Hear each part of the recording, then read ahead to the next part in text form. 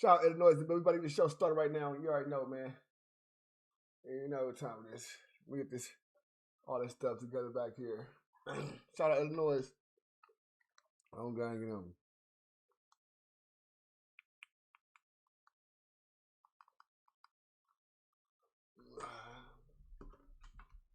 This lotion? Okay.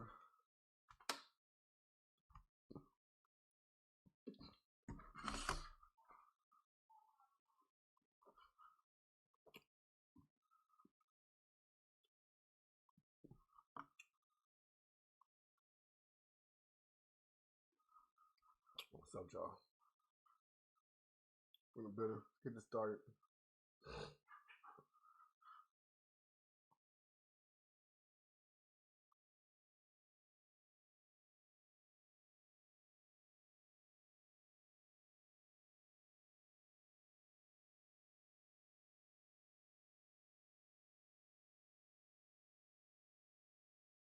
Shout out to everybody in the building.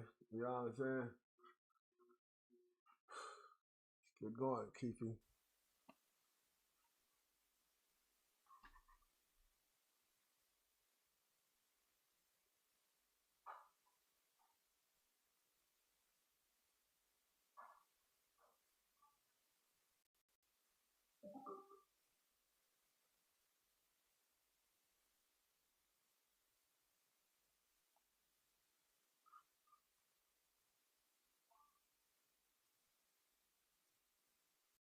Put it on the record, but okay. we C-377-407, normal parties present.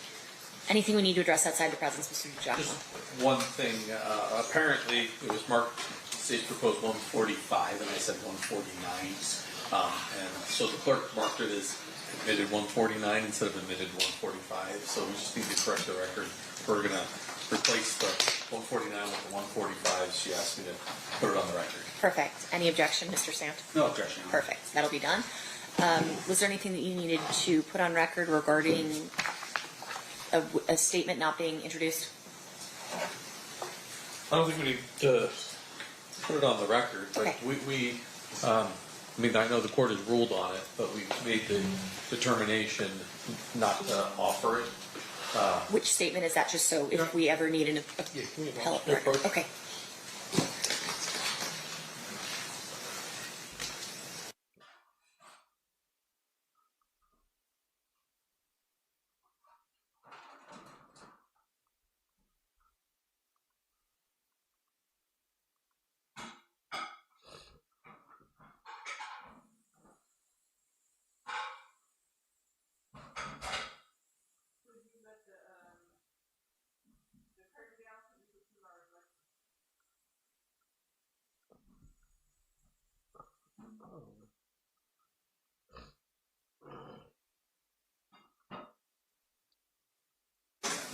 All right. Anything else we need to address before we bring the jury back in? No, Your Honor. No, Your Honor. Okay, let's bring them in. Stand for the jury.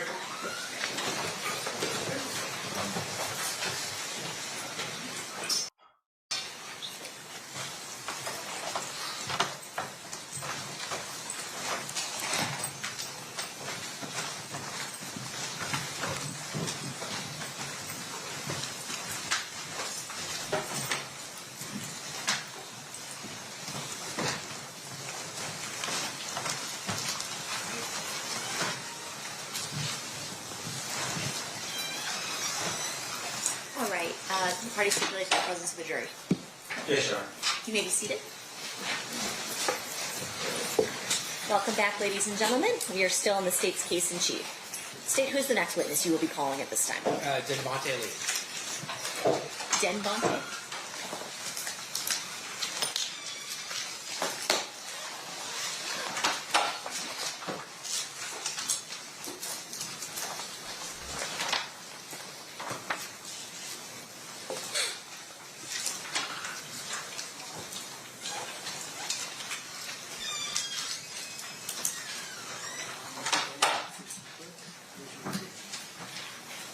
You do solemnly swear the testimony you're about to give in this action shall be the truth, the whole truth, and nothing but the truth, so help you God?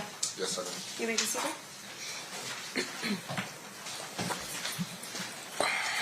I please have you state and spell your first and last name for the record? Devontae Lee, spelled Denvonta, last name Lee, Lee. Thanks, Mr. Lee, for being here. Mr. Paul, whenever you're ready, you may proceed. All right, thank you. Sir, you did not volunteer to be here, is that fair? No, I didn't. In fact, you're under a court order to be here Yes, through a subpoena. yes, In fact, you have expressed many times the fact that you do not want to participate in this. yeah. But understanding that you're a court order, you don't have a choice whether or not to sit in that chair. Is that fair? Yeah, that's fair. I want to ask you a little bit about the mid-1990s. Where were you living? At the time, I think Hawthorne. Did you ever start spending time in Compton? Yes. And what was who were you spending time with? My homeboys and people around, friends.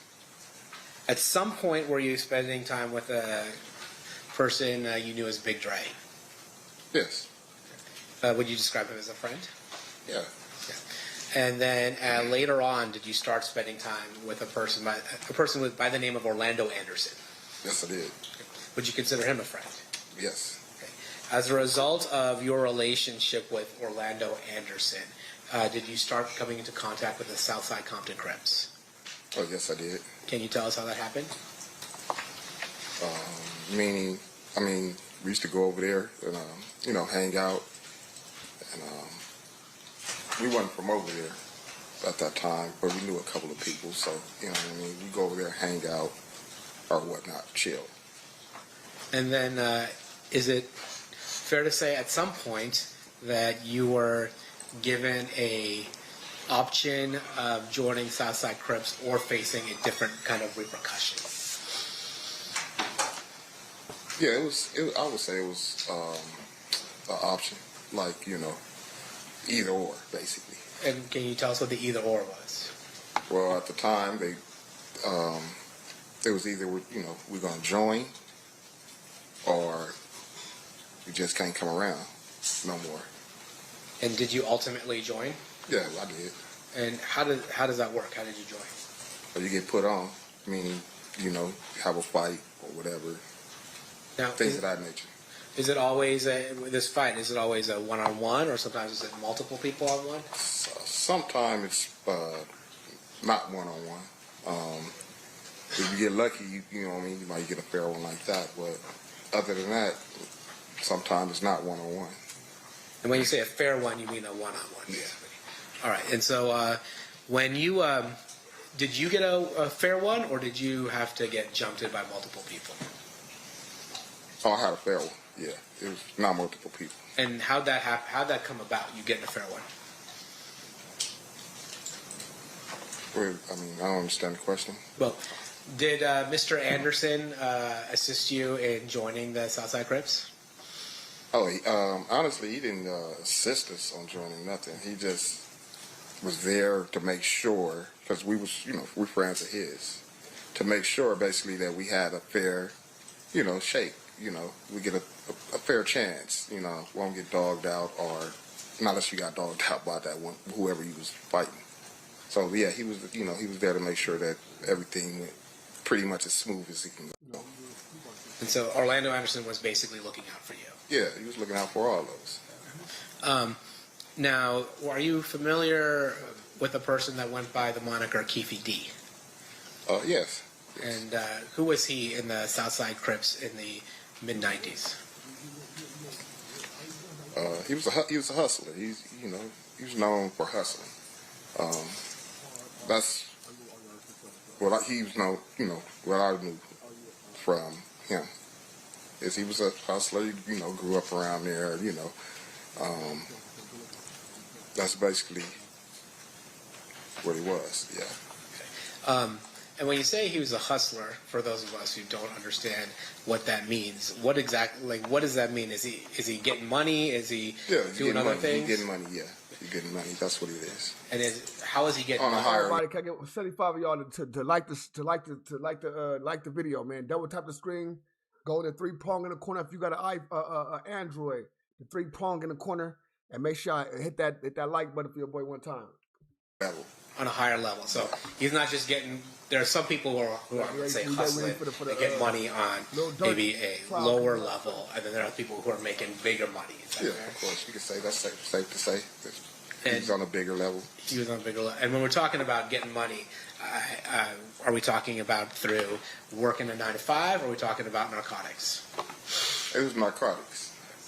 All right, and then when you got initiated into the Southside Crips through a fair one. After that, would you hang around the Southside area a lot? Oh, yeah, of course. Yeah. And is it sometimes referred to as the neighborhood? You said it was The neighborhood is like yeah. I mean that's where we're from. That's where we're going to be. Okay. And you had said we talked about Orlando Anderson. Did he have any relation to the Keffe D? Did Orlando? Yeah. Yeah, that was his nephew. Okay. Orlando was Keffe's nephew. Okay. And being a Davis or being part of that family in Southside, was that a big deal? I wouldn't say it was a big deal. I mean, because there's a lot of families in our neighborhood, you know. But they were pretty, you know, prominent family, you know. And then, did the day you got initiated, did DeAndre also get initiated? Yes. And are you familiar with somebody by the name of Terrence Brown? Yes. Was he older than you, or was he your age? Yeah, he was older than me. So, yeah, he was older than me. So I assume he was in before you were in. No, yeah, way longer. Yeah, before, yeah. He's more of a you were kind of in the group that Big Dre, Orlando, that age group. That was that. Yeah, that's that era. Yeah, that was. Yeah. And then Terrence Brown was, I'd say, would it be fair to say Terrence Brown was part of an older group along with Mr. Davis? Yes. During that time, did the South Side have any rival gangs in Compton? We had a lot of rival gangs in Compton. Yeah. It's a lot, you know. Understood. Was Mob Piru one of those rival gangs? Yes. And Looters Park Piru also? Yes. In the mid-90s specifically, like 1995, 1996, was there a war going on between Southside and Mob Piru? Yes. I'm going to focus your attention to around 1995. In 1995, were you aware whether or not Mob Piru was associating with a music label? Yes, I did. Yeah. And what music label was that? Death Row Records. And were you familiar with somebody by the name of, or went by the name of Suge Knight? Yes. And would you say that he associated with Mob Piru? Yes. Were you familiar with somebody by the name of Tupac Shakur? Yeah. And would he also associate with Suge Knight, Death Row, and Mob Piru? Yes. Now, with regards to Southside, were you guys hanging out with another record label? I mean, we have hung out with another record label. Yeah. Yeah. And what record label was that? It was Bad Boy. And Bad Boy, is that the record label that was being run by Sean Puffy Combs? Correct. And when you say you would associate with them, what would you go to concerts? Would you just hang out? What would be the nature of the connection that you saw between Southside and Bad Boy? I mean, we went to a couple of like concerts. I've seen them before. That concerts or they came to our neighborhood before. And that's it. And when you would go to concerts, who would organize you going to that concert? How would you know to go to the concert?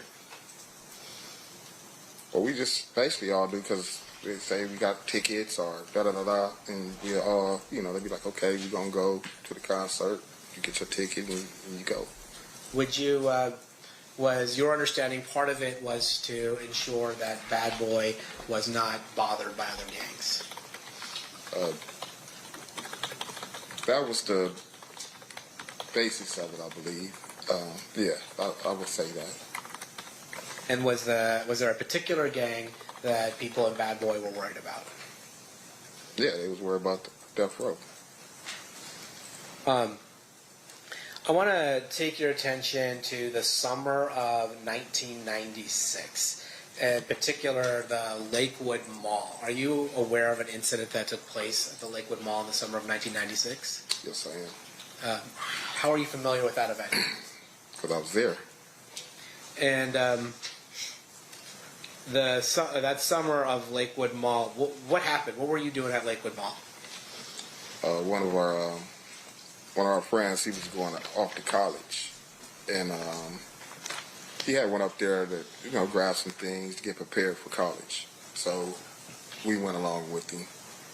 And, do you know where the money came from for this person who's going to college to get these things?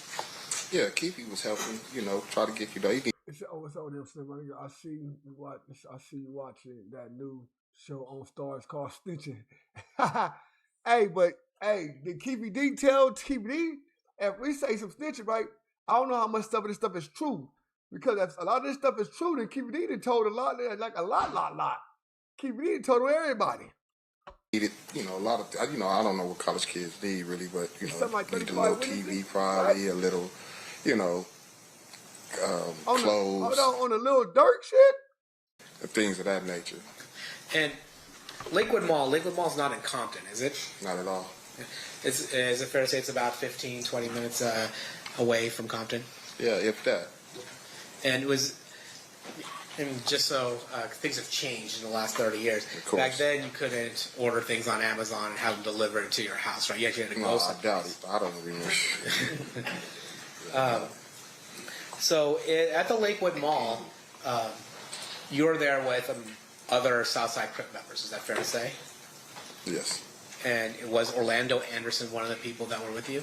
Yes, Orlando was with us. Okay. And then, did you happen to run in that day into people from Mob Piru or Death Row Records? Yes, we did. Can you tell us about that? We basically were coming from different sides of the mall, and we're, walking towards each other, and I guess we basically seen each other simultaneously, and we noticed people, they noticed us, they kept, coming our way, we kept coming that way, and a couple of words was exchanged once it got close enough, you know what I mean, and that's when the fight broke out. So a fight broke out? Yeah. And by that, we're talking about people punching each other and tackling each other. Yeah. On the other side, were you aware of somebody by the name of Trayvon Lane there? 35 witnesses in this case? I was aware of Trayvon. 35 witnesses in this case, bro. All police officers, bro. They did it'd be like 7, 8 witnesses already. Majority police officers, bro. Yeah. And in particular, there's talk about a death row chain or medallion hanging from Trayvon Lane's neck. Did you see that? Yeah, I seen. Did I see the chain? Yeah. Yeah, I seen the chain. Okay. During the fight, did anything happen to that chain? Yeah, during the brawl, it came off his neck. Now, let me ask you something about the significance of a chain or something like that. Is there any special significance to taking somebody's chain?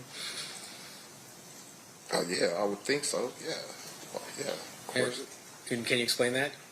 I mean, that was their logo, and so it's like you taking that from them is, like you got something, to at least harp about or to say, hey, look, I took this.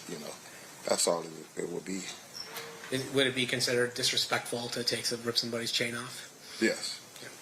Yeah. How did that brawl end? Like what made you guys stop fighting? Oh well, the police came. You know what I mean? The police came, separated the parties. They didn't even try to talk to nobody or nothing. They just wanted to get the situation under control. Everybody just, leave. Just get out of there. So that's what they did. They came in, just separated us basically. We went our way, they went their way. Is it fair to say that Lakewood is a little different of a place than Compton? Yeah, somewhat, yeah. Yeah, it A is. little more suburban?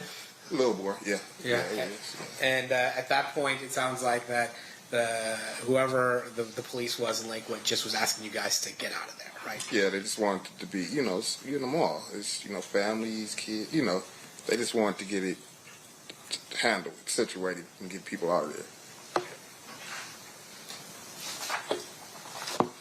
Permission to approach, Your Honor? You may.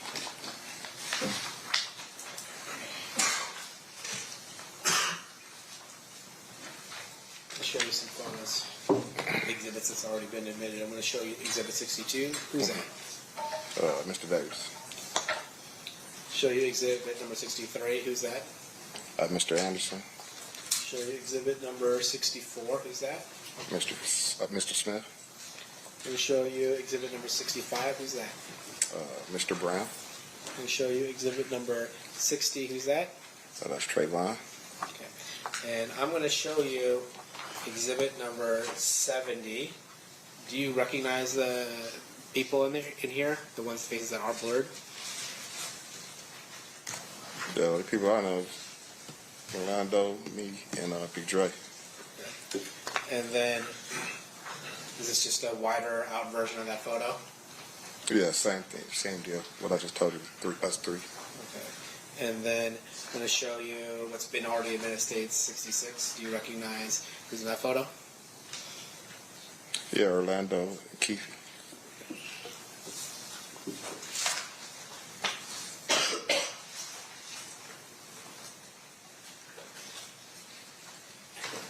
Did you go to the Mike Tyson fight in when Mike Tyson fought Bruce Seldon the weekend that Tupac Shakur got shot? No, I didn't. How come? I was incarcerated. It's fair to say that that incarceration began in July 8th of 1996. Yeah, somewhere around there.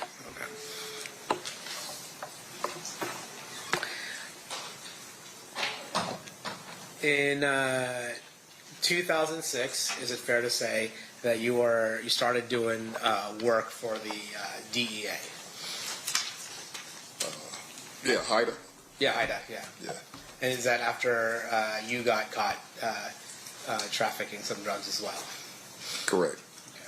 And in the mid-2000s, you got 5 payments, is that right? I think something like that. And that was for $2,000, $500, $1,000, $1,300, and $500 for a total of $5,300. Is that fair? That's probably fair to say. I don't know exactly. You don't remember, Yeah, but if I told you that, you wouldn't disagree with me. No, not at all. Okay. Court's indulged. Still pass the witness. Okay. Cross, Mr. Swift. Thank you, Your Honor.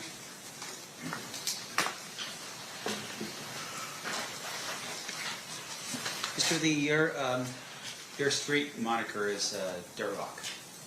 Correct. Okay. And how did you come with that moniker? How did that happen? It was given to me. And with regards to your testimony here today, you've told us a little bit about your work with Haida. That's for drugs, correct? Yeah, correct. And while you're Drugs and other things. Haida is a task force, so it's drugs and everything. It's Okay. ATF, DEA, all that. right. Right.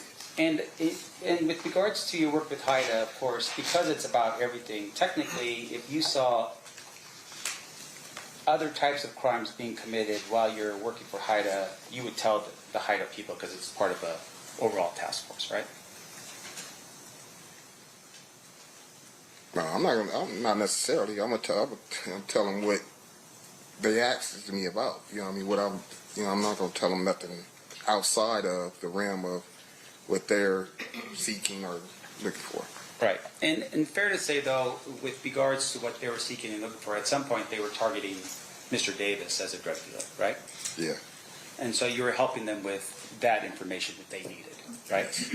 And that information came in early of 2008, meaning that you were helping them in April and May and that kind of thing. I'm not sure the dates, but Victory was, helping. Yeah, Okay. I don't remember the dates. Your Honor, would a review of a report from the DOJ with regard to your participation help refresh your recollection? Get the mics up, y'all. Yeah, sure. Yeah, You may. okay. Hey, come on, y'all. Get the mics up. Get the mics up, bro. Get the mics up, y'all.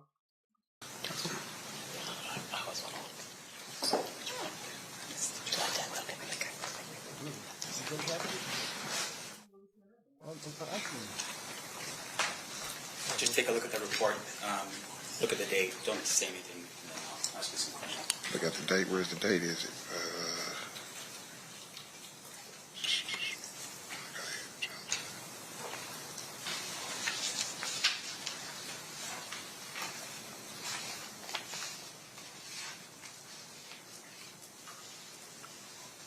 Okay, I recall. Yeah. Okay. And with regard to this document I gave you, it looks like the date that I've shown you is the date for July 10th, 2008. Is that right? Yes, that's the date that's on there. Okay. And fair to say for the jury, once again, you're working with the HIDA team, and that's even prior to July of 2008, you were working with the HIDA team. Fair? You said prior to July of 2008. 2008. Yes. I was working with HIDA. I only worked with HIDA one time, so I don't know what you're trying to insinuate. Like, All right. And I want to make sure that the jury, that we're clear for the jury. I So understand. let me show you my job here. Would a review of another document help you refresh your recollection as to how many times you worked with HIDA? it might. Let me see. This is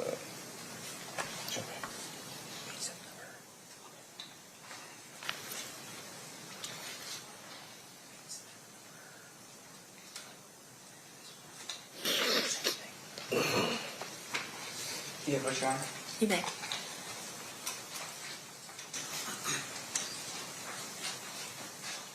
Sorry. All right, sir. Now showing you the document.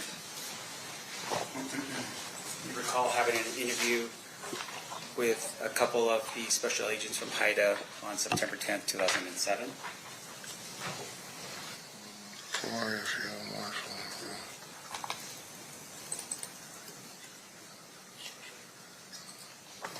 Yes, I recall. All right. And then also, once again, just for jury's edification, showing you a document here. Were you also working with HIDA on April 3rd, 2008? See, working and being interviewed is two different things. Okay, so you're being interviewed by HIDA on April 3rd, 2008. Yeah, that's what it says. And you were given information with regards to Mr. Davis on April 3rd, 2008, right? I didn't even get no information about Mr. Davis. I didn't even know at the time what, I was there on what I was there for. Once again, this is about drugs. I'm talking about drugs. So with I am regards too. to, regarding 2008, April 3rd, were you there to speak to HIDA agents about drugs?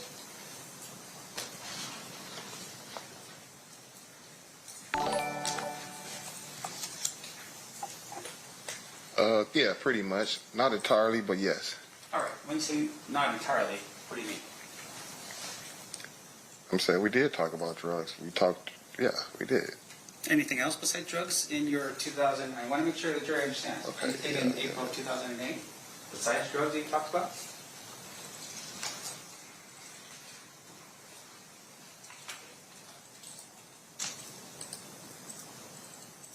No, that's it. That's all we talked about. All right, thank you, sir. Now, in your time that you've spent with HIDA, you had shared some information with regards to what we now call the Lakewood incident. Remember, we just talked about this a second ago? Yeah. All right, can you tell the ladies and gentlemen of the jury when the Lakewood incident occurred? It was in 96. I want to say July. That's what I want to say. Yeah, that's July. I feel it's July of 1996. Can you help us as to how you know it was in July? Yeah, because it was the summer. It was in the summer. And he was getting ready to go to school. So I know he had to be there that summer, start up his training and stuff for football. Okay. So if somebody else, an FBI agent, came in here and told us that it was a couple weeks before the fight in Las Vegas, would he be mistaken? You said who came in and said what? If somebody else testified about that date and said it happened. Objection, Your Honor, to have this witness talk about what another witness stated. I'm just asking you. And that witness was sitting with peace. He can't All right, opine as to whether he's mistaken or not. I'll withdraw the question, Your Honor. Okay. Let me ask you this. You shared the details of the Lakewood incident, right? You told people you described it, fair? Describe it to who? To various different people over the time since the time it happened. You've explained it to various different people. In fact, to us right now, today. Yeah, so I did, because I'm doing it to y'all right now, so yeah. Right. And so with regards to your description, can you describe for us what happened during the Lakewood Mall incident? Same thing I just told. We got to fight. And Now, isn't it fair, though, that at some point in the future, and I want to make sure I'm clear as to the date, you had an interview with a Detective Mogg from Metro? oh yeah, I did. Okay, and you recall that interview was actually on July 11th, 2023 in Las Vegas? Yeah, about that. Yeah. Right. And looking over a transcript of your interview with Detective Mogg help refresh your recollection as to what you told him on that day? Well, I couldn't tell him too much more different than what I already said. So, yeah, come on with it. Right. All right.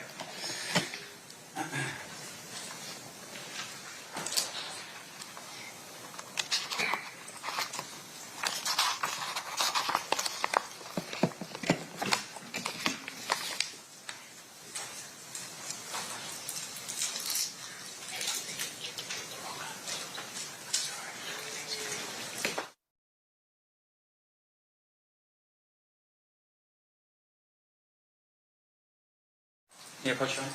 Yeah. Okay, sir. Show me your statement here.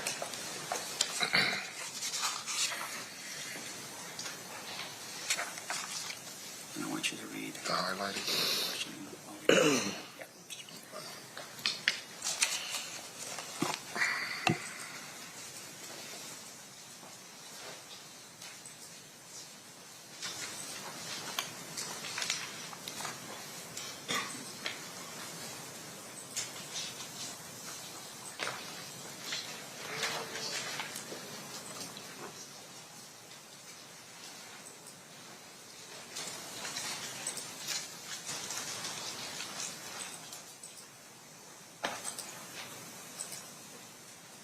Okay. Now, what's your question?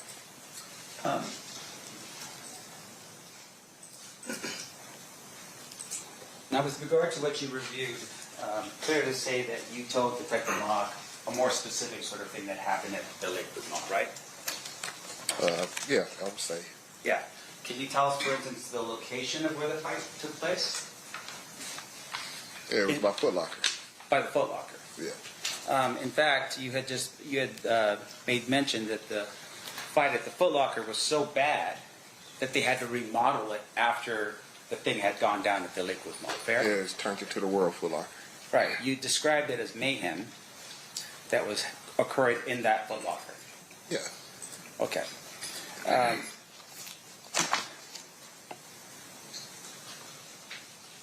One moment, please, John. Of course.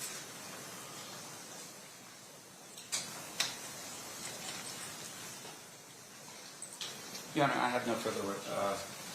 Actually, I do. Sorry, let me back up. Nope, that's it. I have no further questions of this witness. Any further questions, Mr. Paul? Of course I don't. Check it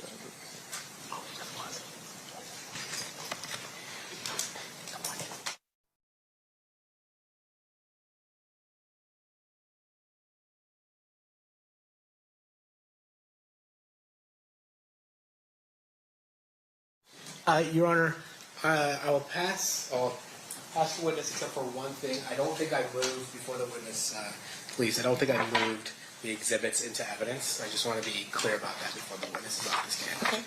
Which is state is moving proposed exhibit 71, 70, 65, 64 into evidence. 64, 65, 70, and 71. That's impressive, yes. Any objection? No objection, Your Honor. They'll be admitted. Thank you. Then with that, no further questions. All right, one final thing, Mr. Lee. Anybody from, any members of the jury have any questions for this witness?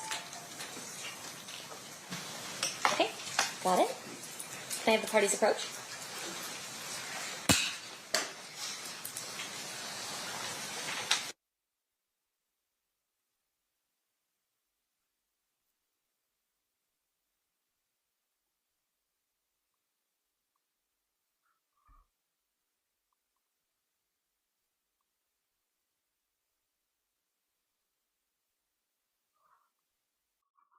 Look at that. That ain't good right there. Doing that on trial, that ain't good. Looking at that little nigga. All right, a question from one of our jurors, Mr. Lee. What did you receive multiple payments for if you gave information to HIDA once? Well, it was during, the course of the investigation and things like that. That's what it was for. During the course of the whole thing, they have different ways of, looking out for you or giving you something to try to help your situation or something like that. Okay. Any follow-up based on Yeah, that? you snitching for money then, but State? Nope. Defense? No, Your Honor. All right, thank you for being with us, Mr. Lee. You are excused. You're welcome.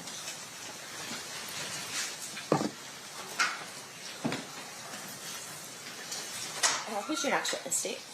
So we're going to play the 2008 statement, which I think will probably take up the rest of the day. Okay, so it's already been admitted. Remind us what exhibit that is. That's a great question. I think it's going to be... Actually, I don't know. I'm going to have to grab the disc. Okay. I have it uploaded on my computer. Do you know, Ryan? Okay.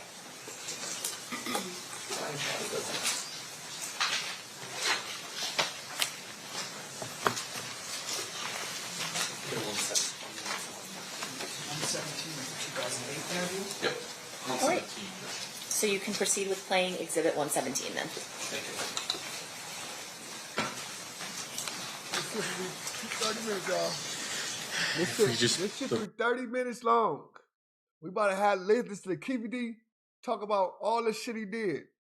So y'all, I'm gonna hit y'all in the chat. I'm not gonna stop it. This shit 30, 40 minutes long, straight by itself. This shit damn near an hour long. Hold on. That's an hour fucking long. Oh shit. It's an hour. Damn near 2 hours long, cousin. Oh, it's all day. It's all day, cousin. Let's go. Maybe the volume down at the beginning because it's really staticky. And then we'll turn it up when they start talking.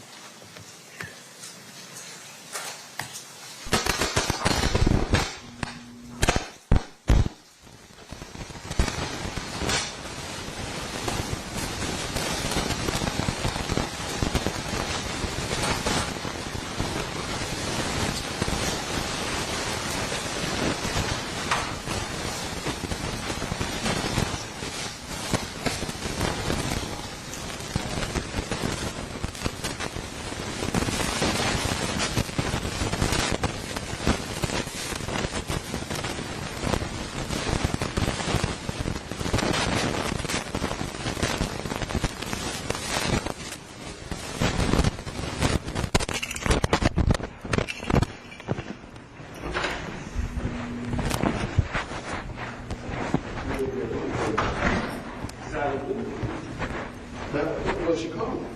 What's he doing? No, Lorraine. Hey. Hey, how you doing? Good to see you, sir. Good to see you.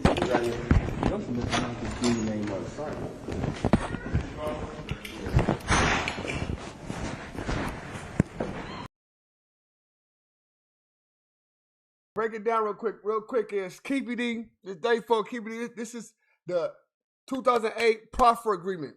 He sat there, he talked about a proffer with these people, and he explained that the unaliving of Tupac Shakur on the back end of trying to say he didn't do nothing to Biggie Smalls. So this is the whole entire speech, him and his lawyer coming through there, and they popping it about, you know what I'm saying? And I mean, keep talking. But mind you, this whole thing came off of they threatened Keefe D and the family, trying to take him to jail, and they needed something because of the Biggie Smalls stuff. So he came up with the Tupac stuff. Remember that.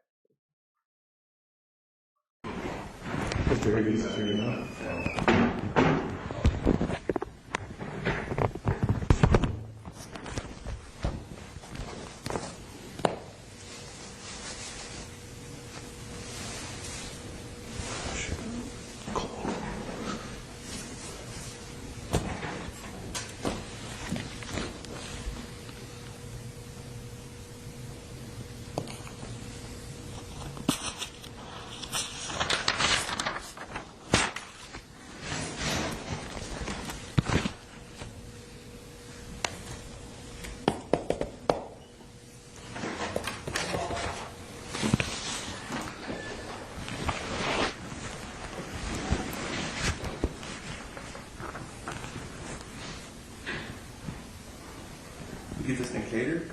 Yeah, I figured we'd be here for a while.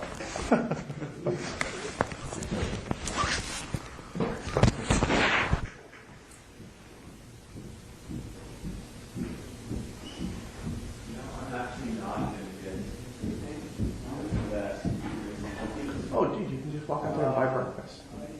And not do that. Yeah? Hey man, you hungry? Keith? You want something to eat? We're gonna be here for a while. A couple hours, 3-4 hours maybe. Oh man, I had to pick up my wife though. What time? 2:30. Okay, we'll have you out of here by 1:30. Hold up. If they have any of that white home liquor.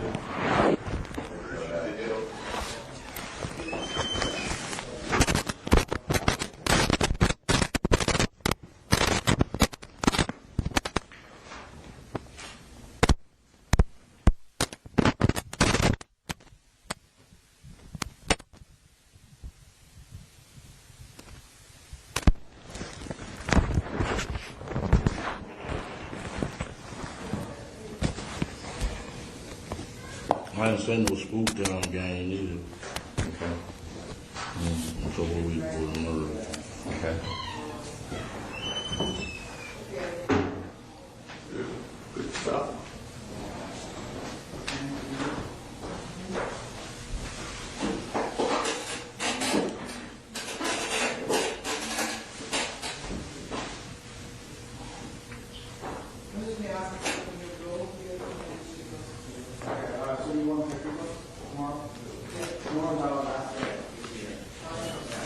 Who is this guy again? Fufula? He was the guy, he was a witness that got shot and killed after the incident. And before he really had a ability to make any statements.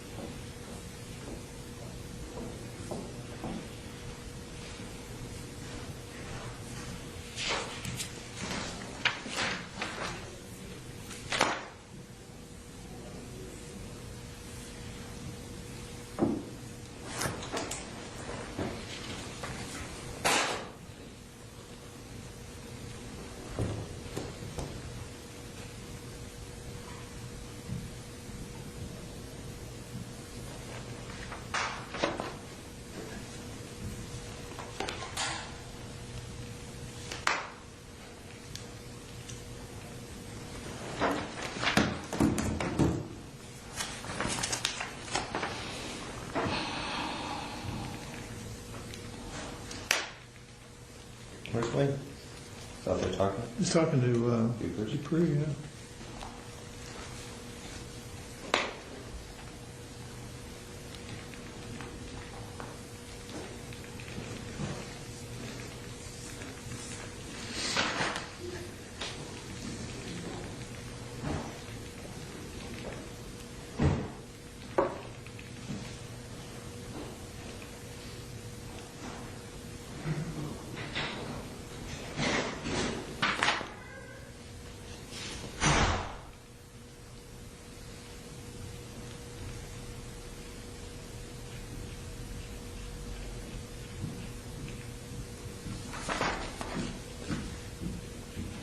never said I seen Reggie Wright up there either. Okay.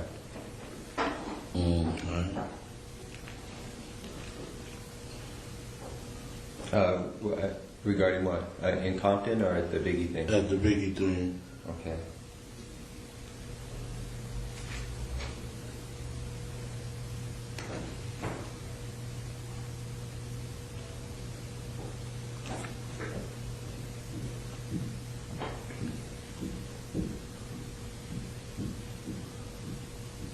He seen Reggie Wright at that Biggie thing. That means Reggie Wright.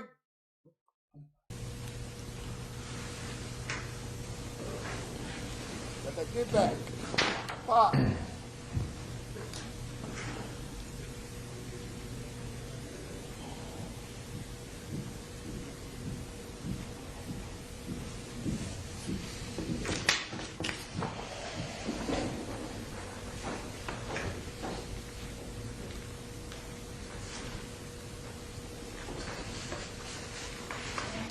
Two quadruple murder, homicide in Compton. Concerning the two, okay, yeah.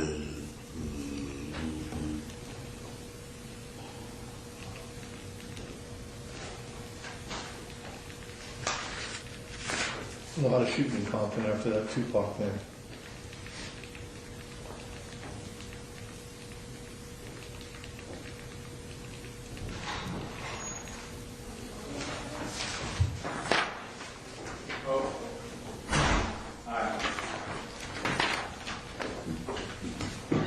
Sorry for the late, guys. You know how it is. It's so difficult out here to make a living. You trying to hustle? Oh, I'm trying, man, but nobody wants to buy anything from me. No, I'm kidding. Wayne, Yes, sir. keeps going over his original statements that he gave after his arrest back in 90, whatever. Are you hiding the donuts and coffee and all that? These guys wouldn't let me get in. 3 years after Pac murder, he did some talking, right? With the Biggie Small shit. Then in 2008, he did some more talking. Keffe D ass get himself in caught in the jam. On the set, do a lot of talking. See? I know how y'all is. I'm trying to help you out, man. I'm looking after your heart. See a fat boy here, you guys like, man, we're gonna fool him, make him come to me. Okay. Oh, God.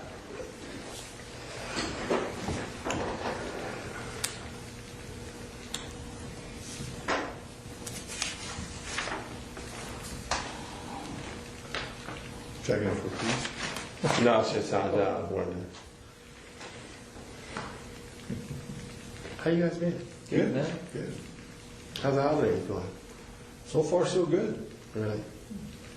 Yeah, it's coming up fast, isn't it? Faster than I expected. Next week, we'll be here and be over.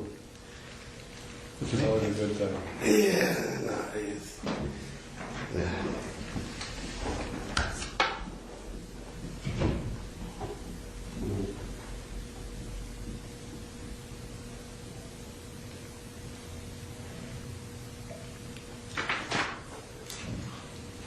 Is my secretary here?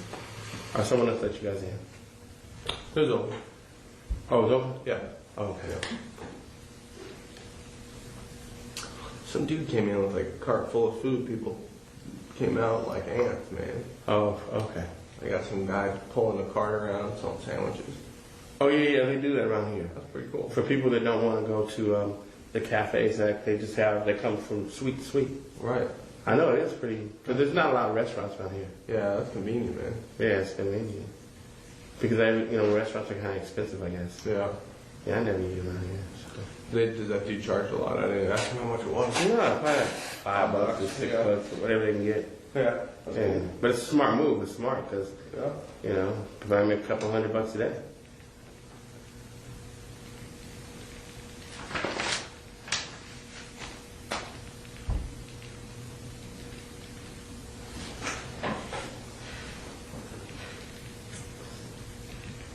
See you in a while, man. Holiday, Yeah.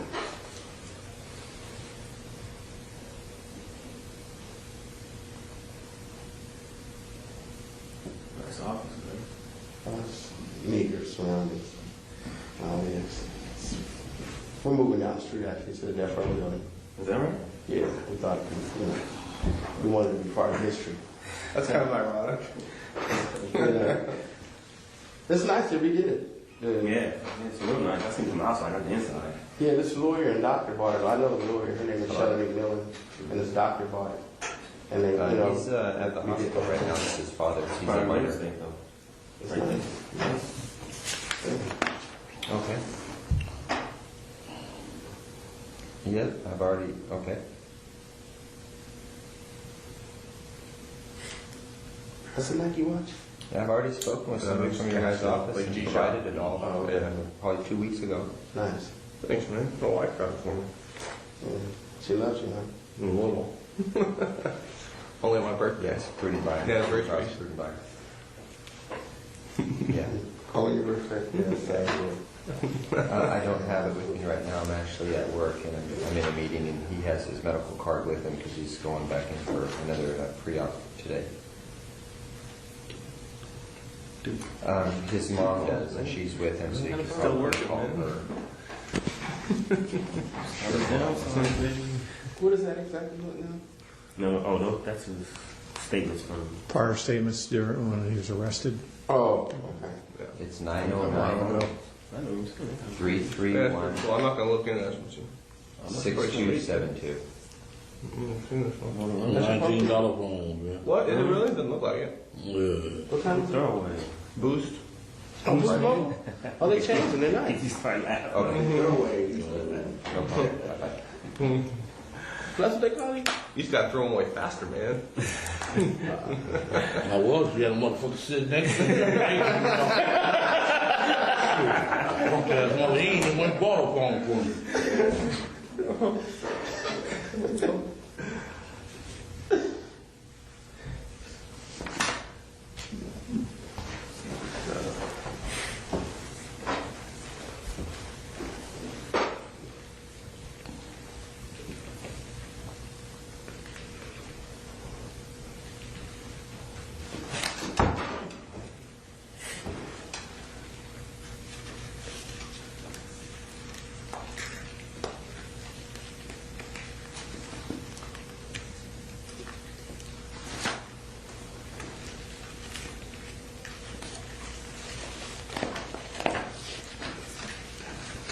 I like the way that Vegas does their reports.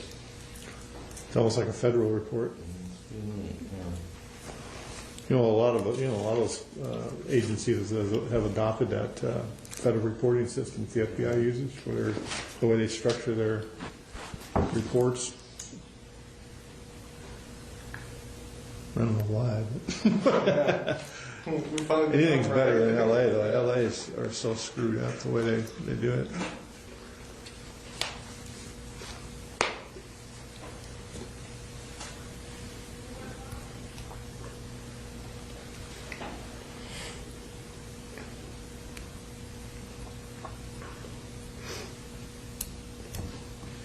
Hey, Greg, can I have a piece of scratch paper?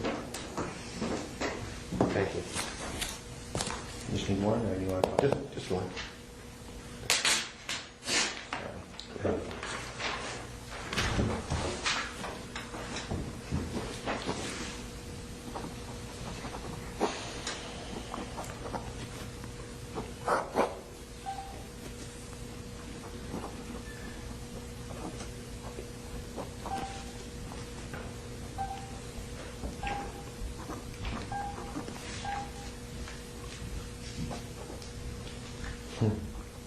Yeah, we got accused of doing this one too.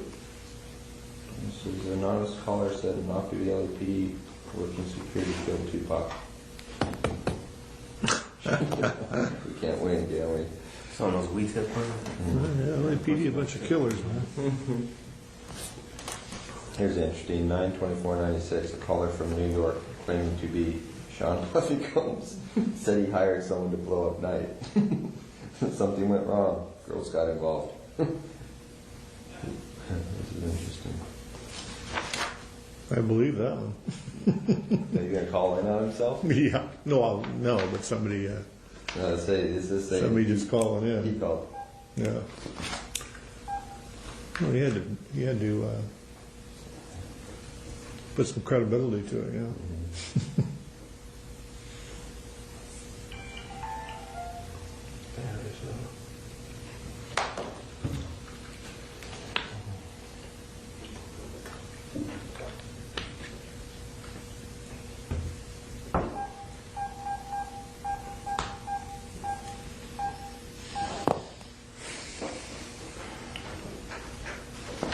Keefe, the second one is almost identical to the first one, so we don't need to go through that if you haven't already.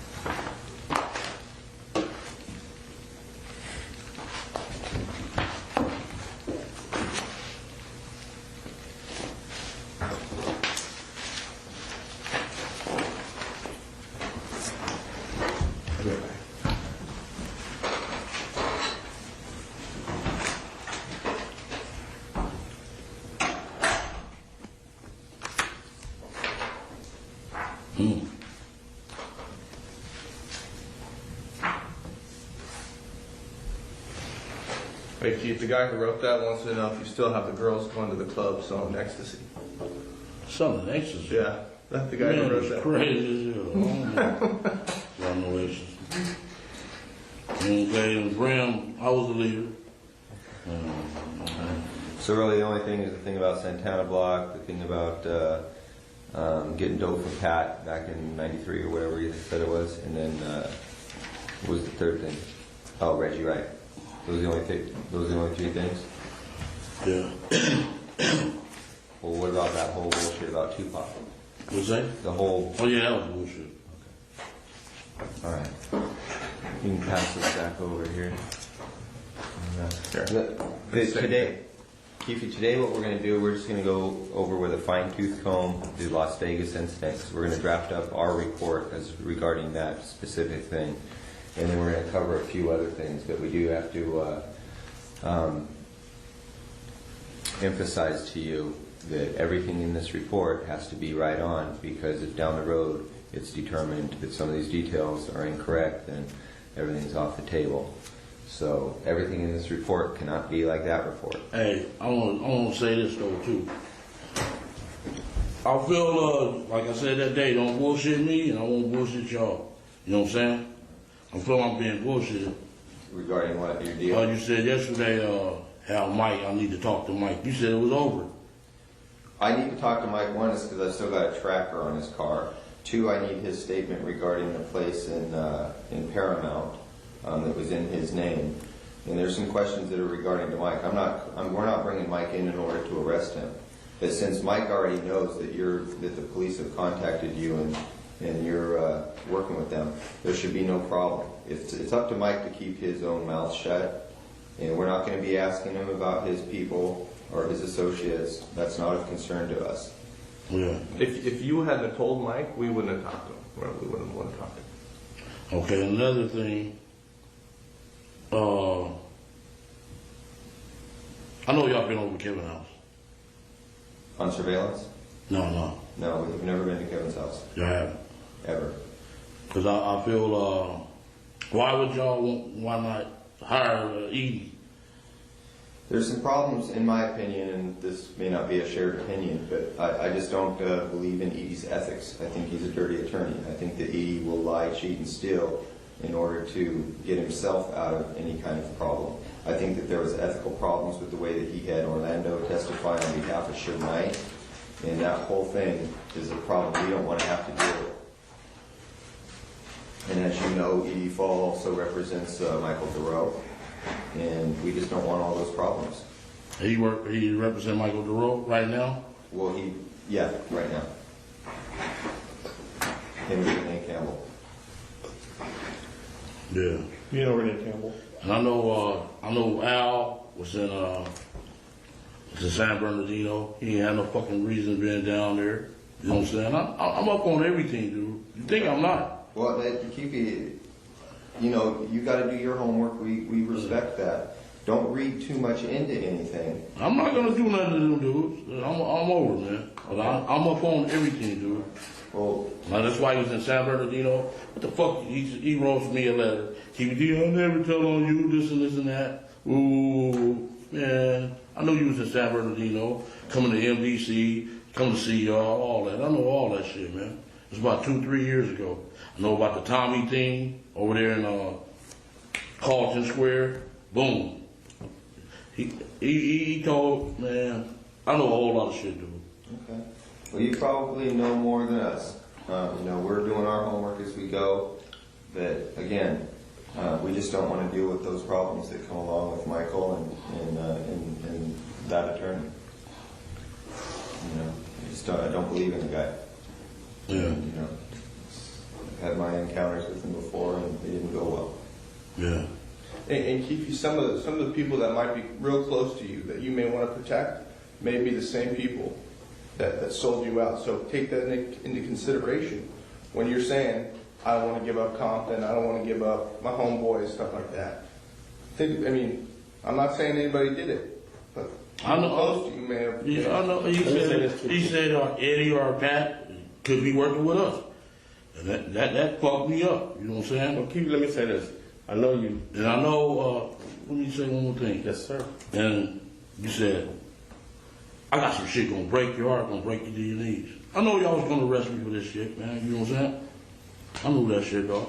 You know what I'm saying? Yeah. But that's how it go. That's how the game go. Yeah. You know how it is. Yeah. These dudes are cold, man. Well, let me say this too, Keefe. I'm serious. I never thought I would retire. But y'all heard me on the phone, man. I'm through with this shit. You know what I'm saying?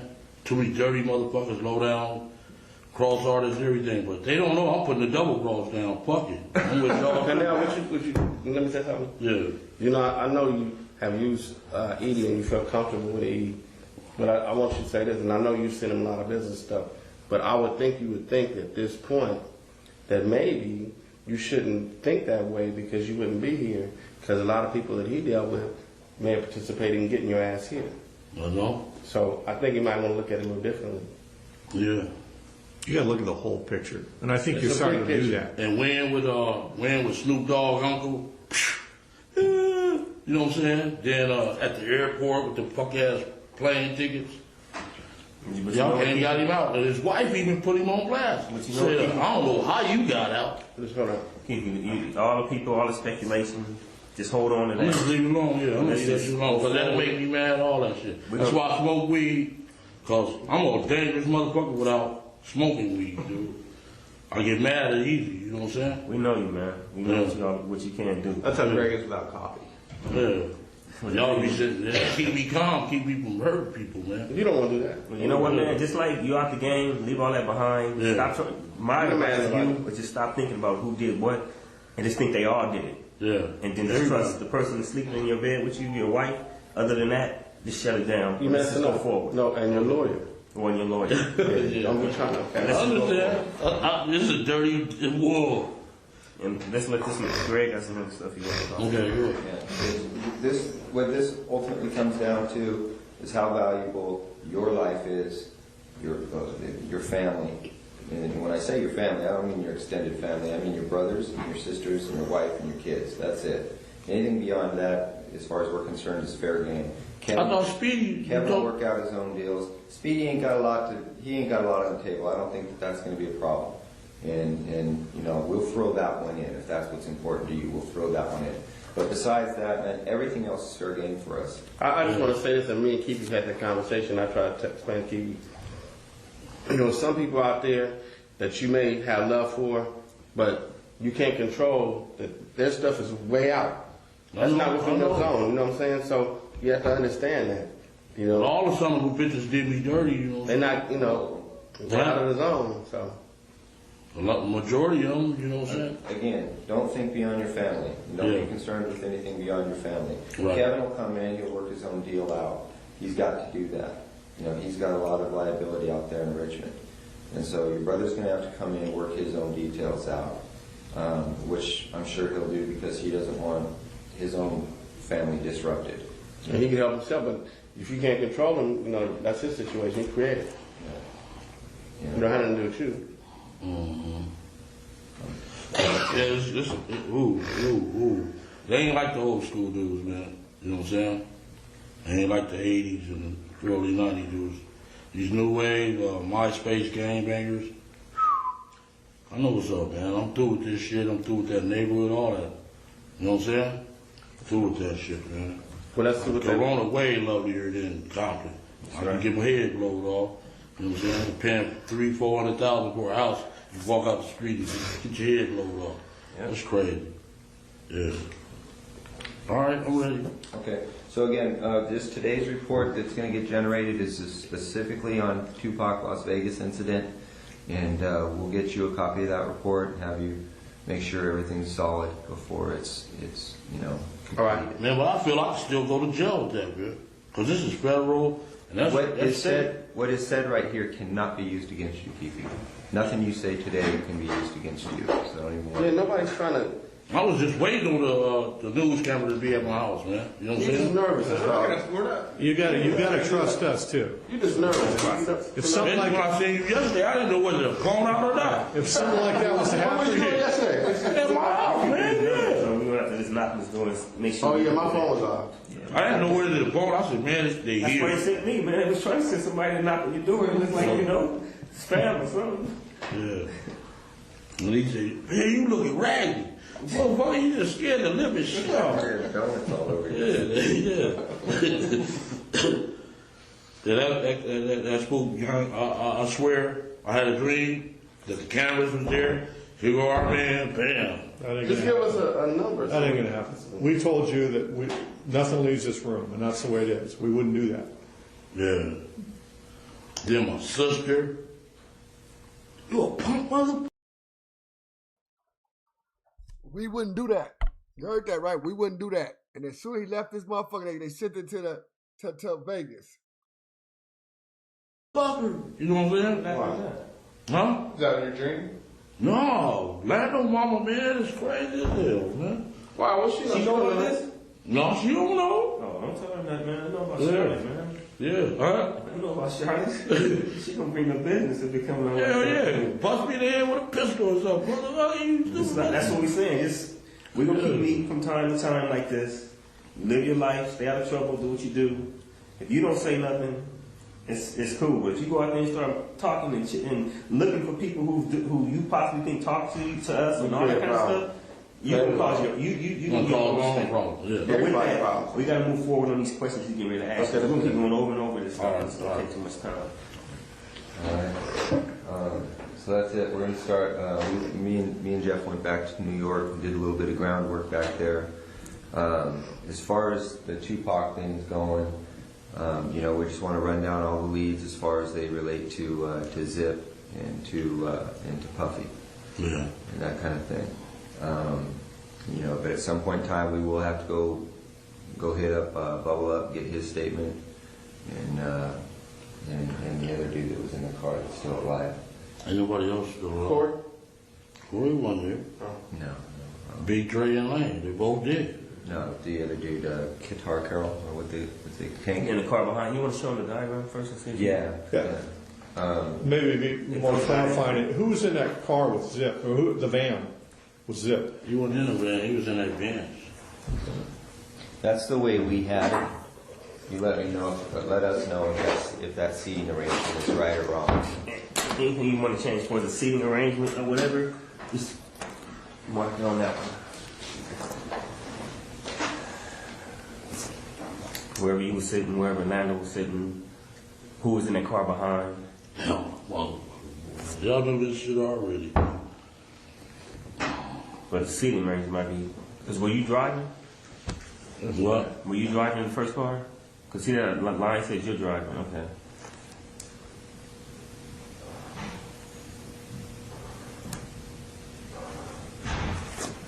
And who was driving the... Debbie Allen was in the car behind by herself? No, he wasn't even there. None of them guys went in the car behind? So Orlando shot across Dre? He leaned over on the window, we rolled down the window, popped. Who was it? They would drove on my side, I would have popped them. You know what I'm saying? But they was on the other side. Right. So was there a second car behind you guys? No, it was some girls hit that corner with us, dog, and we shot out their window. I said, these bitches got more work than the dudes, you know what I'm saying? But any time was it this car behind you? It's some girls that were behind us, and we shot out their windows. The females said their windows, they never got shot out. Not at all. None of the homies was behind. No, like 3 or 4 cars behind, nothing like that? Nothing. Just one car? Just one car. Then we hit the corner, the girl followed us, and we shot out her window. They got scared and stopped. But they weren't with you guys? They weren't with us, no. Just the girls that you... Push that back over here real quick. We would think they security would follow them. You know what I'm saying? Yeah. But the bras don't even that hard. They followed us halfway, we shot out their window. They scared. Those are all the guys that you would recognize as being in the car, right? Lane, DeAndre, and Terrence.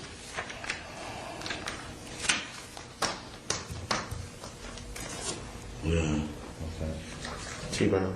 Yeah.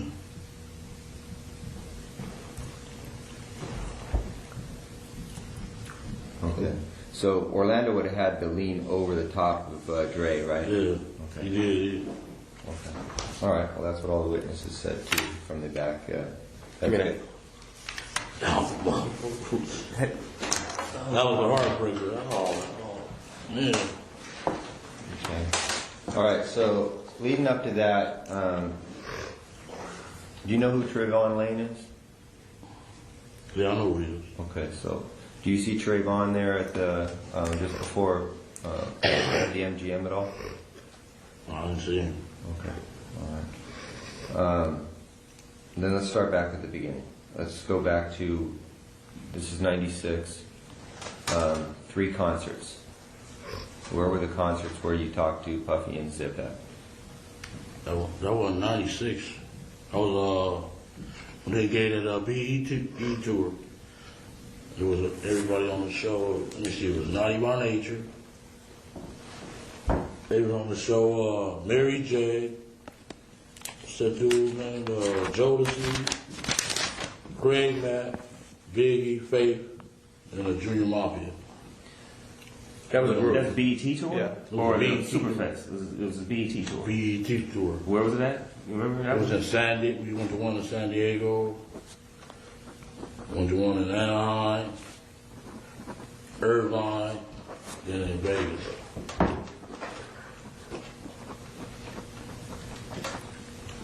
And all 4 of those locations, San Diego, Anaheim, Irvine, and Vegas, that was all the same tour? It was all BET tour with those acts? Except the Irvine. The Irvine was a summer jam.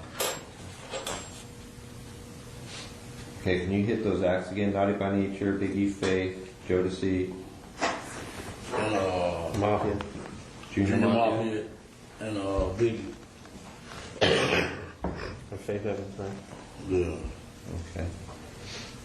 All right. So all the acts on there were from Bad Boy, basically. Mostly, yeah. And he had managed Jodeci and Mary J during that time. So it was pretty much a Bad Boy Puffy tour. Are you going to be able to track down those dates, Darren? Yeah, I can look it up. Okay. What that? Yeah. All right. Now, on all 4 of those occasions, there's San Diego, Anaheim, Irvine, and Vegas. Which ones do you actually talk to Puffy at? Every one. Every one of them. Yeah. Which of those 4 is it when you talk to him about murdering Tupac? It was really about both of them. Either one of them. It was Tupac Tupac and Suge, you mean? Yeah, Anaheim. A couple of times at Green Pack. And where? Green Pack. On Sunset. Hey Greg, do you want to go back to like when they first like got in contact? Yeah, we can start there. What year did Flint introduce you to Zip?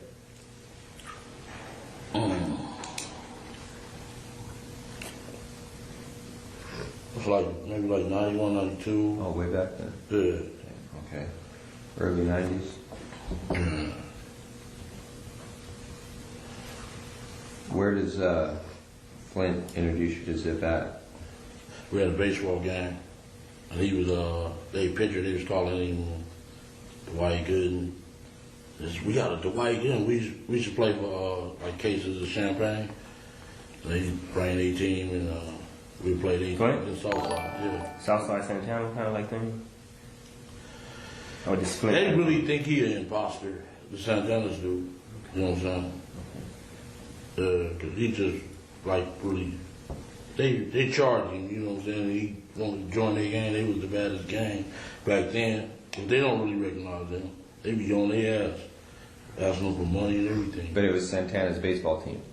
No, it was some LA dudes. It was Kelly, Keyshawn Johnson, a few more dudes. So is it like a high school field? Like a local No, field? that's South Park. So, okay.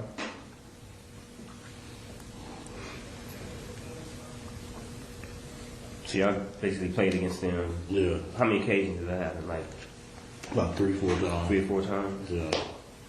All in one summer? Or was it over a period like a couple years or just all in one summer? Maybe like a year. Come step up for a second.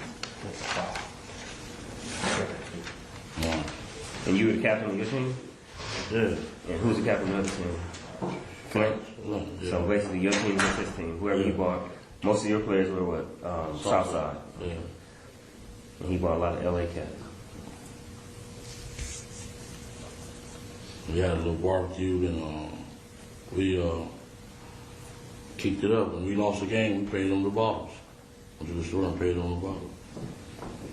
So you played for what, Cristal or for Champagne? Yeah. Dawn, Cristal, yeah. Okay, so that's early 90s. Flint's was busy doing PCP even back then?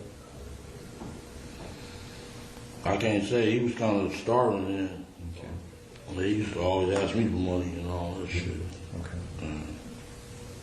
But 91, then we went out there in 91. To New York? Yeah, about 3 weeks. Because he bought Zip to like the last baseball game or one of the first baseball games. Did Zip come to all 3 games? Yeah. He used to come on. Yeah, he was a pitcher. Okay. And then Okay. they used to call him Dwight Gooden. Oh, okay. Dwight Gooden for y'all. That's how Flint introduced him, is Dwight Gooden. Boom, he came in. He was a pitcher. He's doing them fancy curveballs. Could he throw? Yeah, we used to. We was good athletes in Southside. A lot of good athletes. Yeah. Orlando was a good athlete. So quick, is that who you know as Zip? Yeah. Now you got hair now. That's no. That might be old.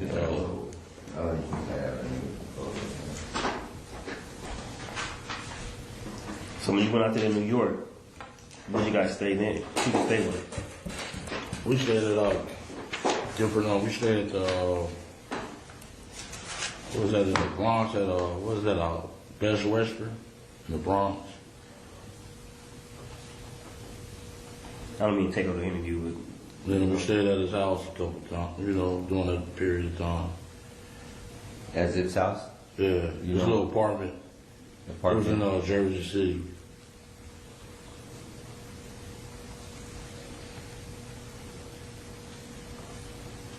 Okay. When you're out in New York, is that when you meet Puff out there? Not doing that. I met him. He gave a party at a little club down in Santa Monica. Paradise. Oh, 24, was Paradise 24 used to be? Yeah, it was Paradise, yeah. On Santa Monica. Okay. Rudolph Highland. Yeah. That's where I first met him. This was like, That's okay, Keefe. We're going to try to keep this in order, so we'll get to that part. Okay. So now you're in New York with Zip and Flint. And what's happening in New York while you guys out there? I had brought some birds out there. They kind of like ran the sham. You know, I guess he gave Fats the money. A couple of days later, he jump in the cab and leave. Okay. So I'm still out there like 3 weeks trying to give him my fucking money. You know what I'm saying? Flint fucked you over? That's what it looked like. You know what I'm saying? So what's the name gave me the rest of the cash and said I gave Flint the money. How many birds did you have that you took there? 3. Just 3 birds? Okay.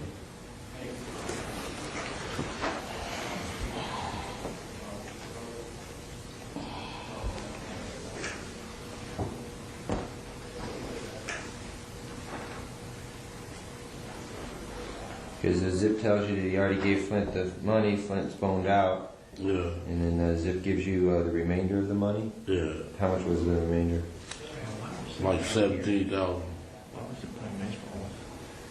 Do you know? If I can just clear something, do you know what brought Zip out here? Because he's originally from New York. Yeah. What was he out here for?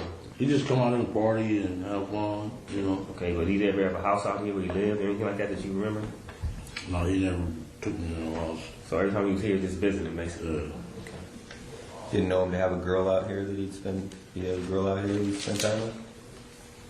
Got a lot of girls. Like You know how players. Yeah. Like one particular like that. So when Zip's playing baseball with Santana, it's just coincidence that he's out here. He's just out here for fun, right? You ever seen this girl before? Maybe that. Tony, I mean. Maybe Tony. They call him Tony. So I ain't never seen her. Never? No, it is. So he didn't have no main girl. Just a bunch of girls he was flipping or whatever. Y'all just player doing that. Okay. All right, so you're out there. You're doing some dope with Zip, and then what happens next in your guys' relationship? You come back to Compton. You're running your game out here, and how you just continue to have an ongoing relationship with Zip, or do you always have to go through Flint? Shit, if they fuck me, you think I'm gonna fuck them up? I had 300-400 birds. I'm balling. Fuck them. You know what I'm saying? So you never got paid for the 3 birds? After you got, when did you get paid for the? They gave me the 17,000, and he said, "Fats, stand the rest of the money." So I just, okay, fuck him. When he come around, so you just ate it. You didn't get that money, never. Yeah, just fuck it. Then he come by 2:10 sometime. He had to be all COD from then on. No more front seats and all that. So Flint used to get a lot of the stuff from you? No, he's talking about Zip. Flint used to come. After he did that, Right. COD from now on. Okay. But you just let that first one go, He was balling back then. That was, yeah. You teach yourself, fool. That's just You a on cost of doing yourself. business, huh? Yeah, you on yourself. That's all I take it. So he would keep coming to you, but he'd be COD, cash on delivery, buying birds over the years? He went to jail maybe. We did about 2 or 3 transactions. He went to jail after that.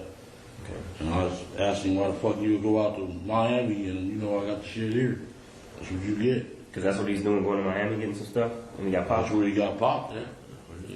But when you brought the stuff back to New York that first time, who was that stuff for? Zip. It was for Zip. Yeah. But Flint brokered it. He kind of like the middleman. Yeah. Okay. Do you after you have your little deals with Flint? Do you end up you start doing anything with Zip, like directly with Zip, back and forth to New York? When he went to jail.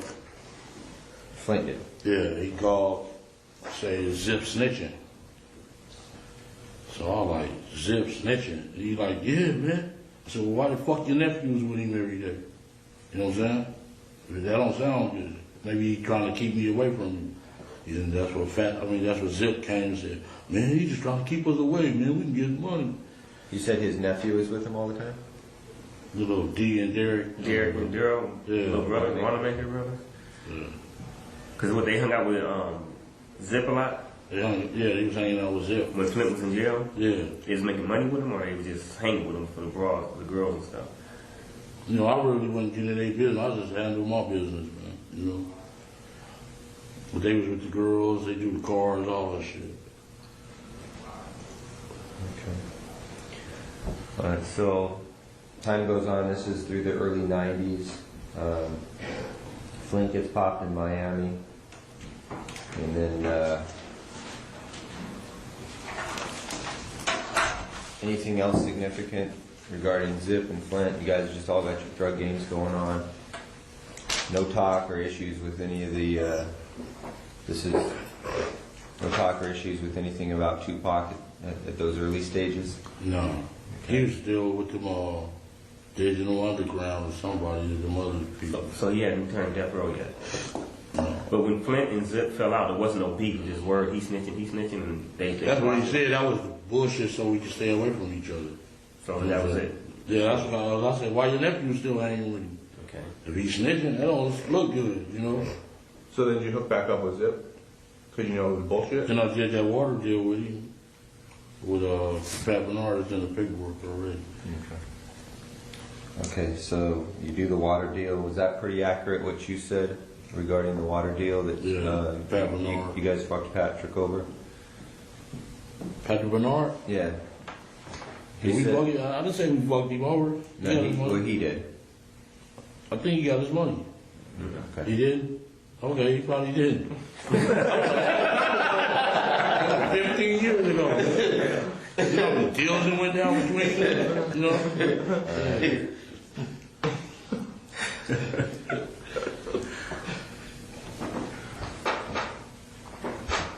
Now, why is the PCP deal getting brokered by you and not Flint? Why isn't Zip going directly to Flint? Because he was in jail. Oh, okay.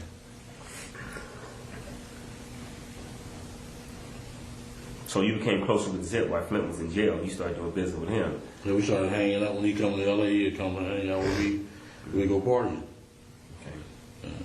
Okay. First class. And everybody was cool on Flint at that time. Like, man, because he was in jail. Whatever. And his shit don't match neither. 100 fucking keys. You get 3 years. Oh, son of a bitch. Oh, Lord. Y'all thought he was just like, he was telling him. Nobody want to mess with him.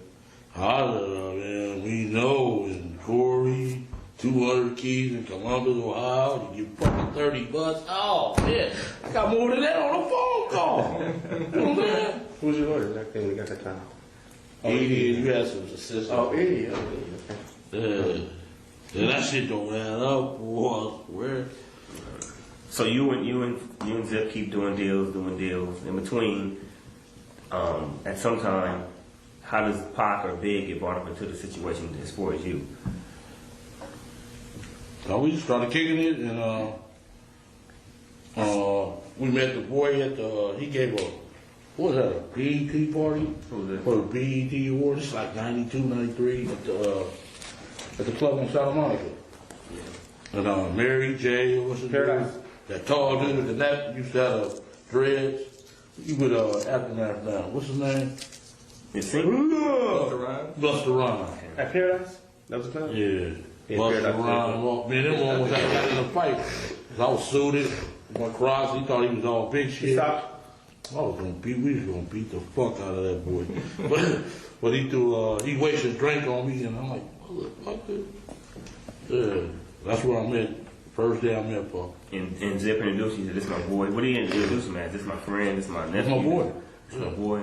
They didn't see themselves as relatives or anything like that. Like that was his nephew, or is that how he acted towards him? No, this my boy. This Paul. Okay. And after that, they used my car on the video. Which car was that? The 64 Chevy I had. What color was it? Brown. And Usher, he had Usher. Him and Usher it was Usher's video? It was Usher's video, and Puff was driving the car. That's when he had LA was with him for a while. You remember the song? Can I Get With It? That was his first song ever. Usher's first song ever. He was in a Laker uniform. And he had the little kid dancing on my car when he got back. It was fucked up. And he paid to get it repainted. He sent me $2,500 for that. Puff did? Yeah. You directly? Because were you dealing with him directly at this time, or because of the car, or were you dealing with somebody in his management team? Or No. How'd you get the money? Was it a cash check? It was a check. It was like from Bad Boy? Yeah. In the name of Keefe Davis? No, we put it in Compton Hydraulics. Oh, okay. That's when we owned the hydraulics.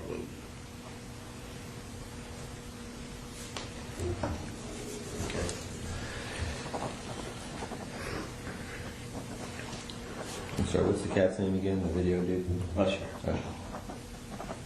Okay. Can I get with it? That was 92? What year was that, Cam? Just like 92. When he first 92, 93 years. He was like 16, 15 years old. 14, yeah, a little kid. Mama, can I buy the car? Yeah. And then after that, was your relationship right with you and Zip? And We used to go fun, go to the club, you know, drink, pop the bottles, all the bitches come. Yeah. Good style, right? Yeah. How often would he come out here? Zip? Shit, like once a month. Did Puffy have a place out here? Didn't he have a place out here? Where you staying at? House? Back then, no, he didn't have. He was scared shitless out here because of the voice. So that beef had started by then? No, it started when they went out for that award in New York, and he said, "You want to be in fucking, you want to be in your own video, not this motherfucker dance." That's when it started. Then we seen him right after that at that summer jam. We on the stage drinking bottles, smoking, and he like, "Hey, Keffe D, let me holler at you." So how the fuck you meet them dudes, dog? Same way I met you, you know, motherfucker. Yeah. That's Suge saying that?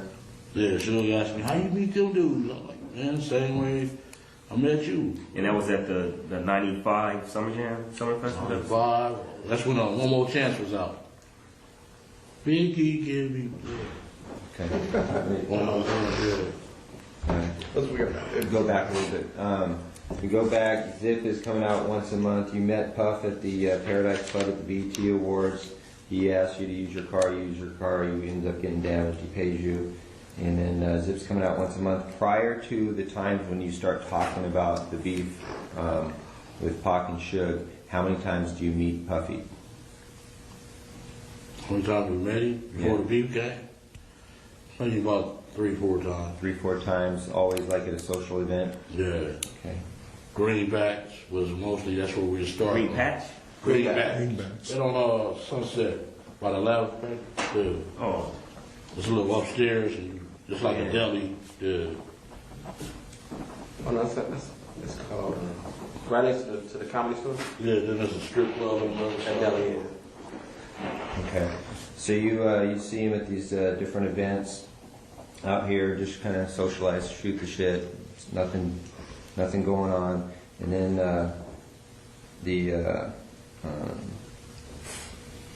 does the incident at Summer Jam take place before Puffy gets up on stage and makes that statement about if you don't want a producer being in your videos? Which happens first? I don't know. I would have to check the dates. Okay, but well, I'm quite sure that the Summer Jam happened first. Because he got jealous because Biggie took over the record charts. You know what I'm saying? Like, bam! Biggie was, that One More Chance was hot. Yeah. So when you saw him at the Summer Jam, he wasn't mad at you for being with them. Like, he was traded. He was just saying how you knew them. So how the fuck you meet them dudes? Yeah. He didn't really mess with you like that anyway. He couldn't get mad at you, right? What? Yeah. That wasn't an issue. Okay, so you meet him there. Who was all at that Summer Jam? Was Clint with you then? Was he out of jail? No. He was in jail? He was in jail. Zip was with you? Zip. You know, your boy Win, the face that you love. Come on. Yeah. It's not even like that, man. No, he told me that. It's just a face you just love. Oh. Man, my partner, man. I've been with that dude for 43 years, dude. Give him my number and oh. Man, show him some love. Like, he ain't like that, man. It ain't like that. I know. It ain't like that. He's just trying to help himself. I'm saying, I didn't even say that, man. Just let it go. All right. Move forward. Leave him alone. That's my dog, though. Fuck it. Y'all say him? Yeah, I got to. Shit. He gave me the hug of my life. I swear to God. You get a hug of your life. He gave you the hug of his life. So when you're at the summer jam, you're up on stage and Puff is there, right? Yeah. Suge says, hey, how you know these guys? You tell After him. we leave off, he was on the other side of the stage over here, and they left off this way. When I came back, in the back of the stage, he was like, Keffe D, let me know later. Went over there, and he told me, man, how you beat them dudes? Same way I met you, motherfucker. Yeah. He don't know I helped his ass out a lot. Well, when you say same way I met you, I'm assuming that you know these guys because of the drug trade. Is that how you knew Suge? No, I put in, man, I started that music industry. I mean, that death row shit, man. With Pat? I did the work for that shit. Man. Okay. All right. Well, we'll get to that. But that hadn't even started yet, really. In 95, you've already got some kind of little, you've got your relationship with Suge because of the money that you gave him from Pat, right? We've been knowing each other before him and Pat even met. We was little kids. Same neighborhood. No, football team, Great Compton. Okay. Well, that's kind of going to be a different issue. Let's stay on track here. So after the Superfest, you say that to Suge, and then you walk off. Everything's cool. Was Puppy scared of Suge at that time? No, he wasn't scared. Okay. He didn't do it. Then one day, me and Zip rolling up Greenleaf, the phone rang, and he wanted to speak to me. Like, man, you think it's cool to come out there for our concerts? I said, why not? Why you can't come? Talking about Big Boy CEO. I'm like, man, that dude ain't nothing. Come on. You got your back. This is Zip on the phone with you? No. Okay. Zip, he called Zip home, and I was in the car. Said, hey, boy, I want to speak to you. Hey, man, you think it's cool to come out there? I'm like, yeah, it's cool, man. You know, just give us like 40, 45, 50 tickets. So Puff calls Zip's phone. Zip gives you the phone. Yeah. Puff says to you, is it cool to come out there? Yeah. You said, yeah, just give me some tickets. Yeah, give us a gang of tickets. So he didn't give you no money, no security, nothing like that, just tickets. He gave us some tickets, and I brought the crew. You know, yeah. We went up there deep. They didn't show up, you know. And that's the big concert you were talking about, the tour that they were on with Jodeci and all that? This was Anaheim. This is when we brought out the choruses. So that's the Anaheim. We went about 12 deep to the one in San Diego. 12 cars? Like 12 people. Yeah. And you're saying he didn't show up? You're talking about Suge? Suge, they didn't show up, no. So no problem at the concert. They're having a good time. Pop bottles while they out here the whole time. Would nothing else happen? No other events happen. No problems during that time, right? Right. No problem. Okay. You and Zip keep doing what y'all doing. No business or whatever. What's the next little thing that might have happened? You know, as time went by. Because by then the beef should have jumped off. It's already been coming that way. Yeah, that's where it started. I think the boy in Atlanta got shot. Jay. That Suge partner from I think he's from Capitol Park. Yeah. He got shot. That's what really scared the boy, you know. Do you know anything about that murder? Did he do it? Did Suge have something to do with it? I mean, did Puff have something to do with it? Yeah, his boy shot him. So that's the truth? You know from fact or you know from hearing? I mean, you know. I wasn't there. I know you weren't there. I was from hearing. Inside stuff or just street stuff? Inside. So Wolf did? Yeah. Dude, Wolf did kill him? Yeah. All right. There was some talk that some Southsiders were there too. Is that true? In Atlanta? No, we weren't there. Nando wasn't down there? Nando wasn't down there? He wasn't hanging out there? We weren't there. Okay. So Big J gets killed. Oh, real quick, you said that Puff called you on the phone. You tell him I need like 50 tickets and I'll, we'll make sure everything's cool out here. And that's the Anaheim concert. Yeah. Then when you go to that Anaheim concert, that's when you guys That's start what he talking. said that in front of all the people. Andre Herrera, he was there. Andre who? Herrera. He was, yeah. Andre Harrell. Yeah. Who else was in that room with him? It was just them two. Hold on. Specifically, Andre Harrell, you. About 40-some Southsiders. From the New York, Puffy, that was only Andre Harrell and him? Yeah, Zip. We picked up Zip from the airport, Long Beach Airport. Okay, so it's Harrell, you, Puffy, Zip, and a bunch of Southsiders. And what Puffy makes kind of an announcement? Yeah, that was stupid as hell too, you know. What did you actually hear? What was the words? If the best you can remember what he says. Shit, he said he'd give us anything for them dudes, you know. Yeah. We'll give you anything for these guys' head. Yeah. Where were you exactly? He was in the main. It was like he had the Navy SEALs in one room over here. We was in that middle room. The middle room was like a living room, like a suite, and the other room was like a bedroom. He was in there shooting dice. D-Mac was there. That other dude, what's his name? Trev. We shooting dice. OJ daughter. She was at the motherfucker. Did she hear this being stated? And it was mostly, this was after the concert. Before the concert, he stated that. After the concert, that's when everybody came back to the room, did a little party, shoot dice. Okay. Was D-Mac there before the concert? No. D-Mac wouldn't have heard that? No, he wouldn't have heard that. So were you in a hotel? Were you at the venue? We was at the hotel when he... At the hotel? What hotel? That was at, Anaheim, the Hilton or something. Okay. Was Sheridan or Hilton? I think it was the Hilton. So you're like in the suite at the Hilton or something? Yeah. Okay.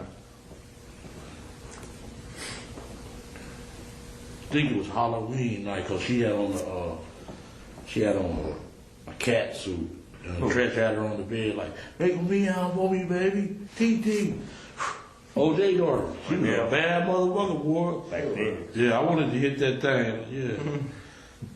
You said there were Navy SEAls in the other room? Yeah. What for? To protect him. He was that scared of that dude. He had hired some Navy SEAls? I swear to God. Like, you know they were SEAls, or did you... He told me they were SEAls. He was Navy SEAls. And they had on their little ear things and everything. So this is after Jake got killed. So Yeah. he was on point. He was worried about something happening. Yeah. She got miles off about a bunch of different stuff. So he was scared. It was He was scared to death, yeah. Okay. And he like, man. Now, why does he, if he's got these Navy SEALs guys out there protecting him, why does he call you and ask you for protection? Would you rather have some Navy SEALs or some gangsters? Well, yeah, but that's my point. I mean, if you have a choice between the two, you've got some trained gun, you know.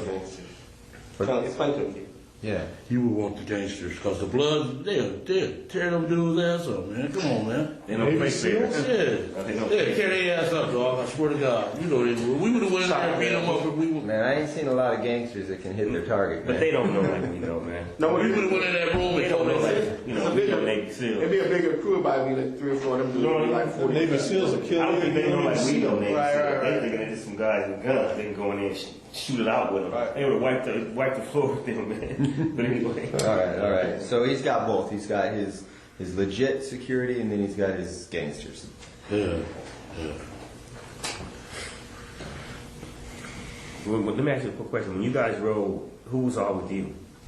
As far as the main crew who rode with you when y'all was, you know, with Puff, hanging out with him, or, you know, bodyguard, whatever you want to call it. You, who else?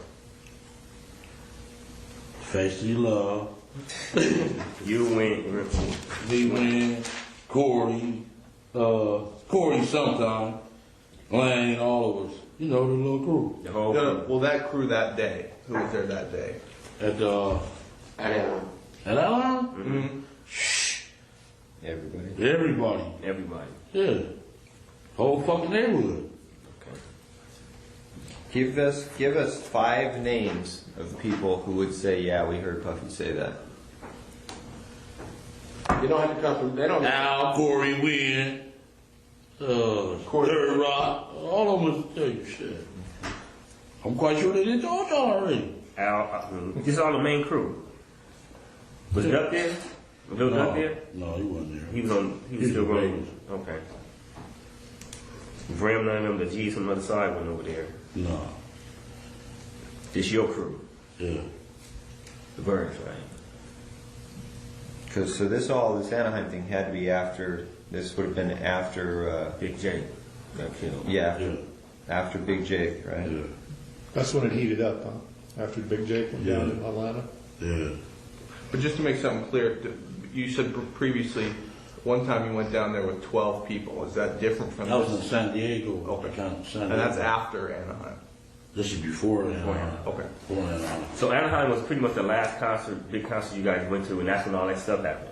As far as Puff saying, you know, I give y'all this. Yeah. Then we went to Vegas. Vegas at the MGM. They got pictures and everything. Sure. Magic Johnson that gave a big party out there, and we went to that thing. Were they there?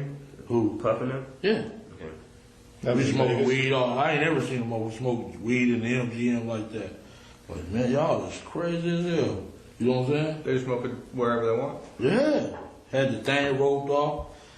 Yeah, that was some big shot shit. I was like, boy, y'all got, because in Las Vegas, they'd take your ass to jail for a joint. You know what I'm saying? A half a joint. I understand. No, Go ahead. I just wanted to get back to the schedule. Yeah, just get the timeline in order. Big Jake gets killed in Atlanta. The thing in Anaheim happens after that. At what point, if you remember, is it when Puffy takes the stage and says, "Hey, if you don't want your producer," or I'm sorry, yeah, that's when the beats. Yeah. When does that happen, though, in relation to these other events? Because we're trying to set the stage here, and it's important we get this in order. Had that already happened before Jake gets killed in Atlanta, the bodyguard? My girl got all that memorabilia. I could go look through that shit. You know what I'm saying? That was back in New York, right, when that occurred? Yeah, when he was on stage. And really, the Wu-Tang was on their ass. They was the one dancing all in their face. You should have started a beef with them. You know what I'm saying? Paul and them was like little kids, you know, Junior Mafia. Yeah. I think it happened before, though. Before Jake? Yeah, before Jake. So you could see Suge getting up on stage, making fun of Puffy. Yeah. Because that was like the thing that started. Or did it trigger it? Everything. Before anybody got shot, killed, That was a security. lot of disrespect. Yeah, that was disrespect like fuck. I mean, 'cause that would set kind of a motion for Atlanta. That had to be before. Okay. Yeah. All right. Okay, so right now we just got to Anaheim. Let's go back to, you said San Diego was before Anaheim. Yeah. What happened in San Diego and how'd that develop? Zip came on the street and said the boy wants to come down there to the concert. We jumped in the Zip van and my SS and rode down there by 12 deep. Matter of fact, the Dallas Cowboys stayed in the same hotel room. Okay, let's hold on there just for Same a second. hotel. Same hotel, yeah. Okay. Same hotel, not the same room. So Zip called you or you were with him? He came on the street on Burris and we jumped in the van, went out there. Now, when he said that you guys going out there for business, like to work with Puff, or just going to have a good time? Gonna have a good time. Okay, so Zip Cameron Burris is in the van. He says, "Hey, my boy wants to come down here." Did come down to San Diego. And then from that point, when Zip tells you that, you guys leave that day, or is it? That second. Oh, yeah. okay. So it's that day you guys go to San Diego. Yeah. All right. Who drives down there with you? Who drive down there with me? In the van. Shit, I was in my own car. It was me, Lane, Big Dre, and somebody else. We jumped in, and everybody else jumped in the van with him, the party van.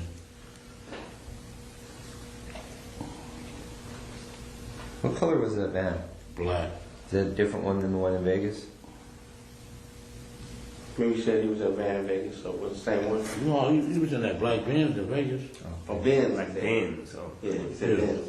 Mercedes Benz. Okay, but you did say something about a van in Vegas. We'll get back to that. But you said everybody's in a van acting like a bitch. Oh, that was it. That was a renter van. We Okay. No, it's cool.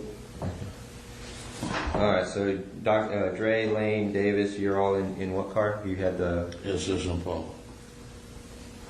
And everybody else gets in the van with Zip. Yeah. And you guys go to San Diego, and where do you guys stay? Whatever I don't remember the name, but the Dallas Cowboys that played San Diego Chargers that weekend. Was it near the water, or was it on the Main Street, the gas station district? It was a Sheraton or the Hilton. You remember seeing water? Was it off the water? No, it was that night.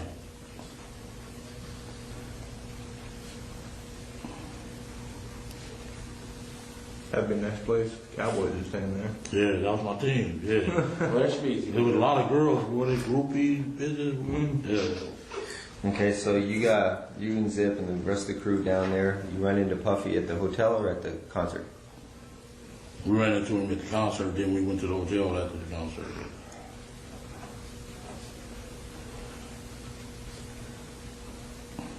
You kind of look like Emmett Smith. You could have used that. Yeah.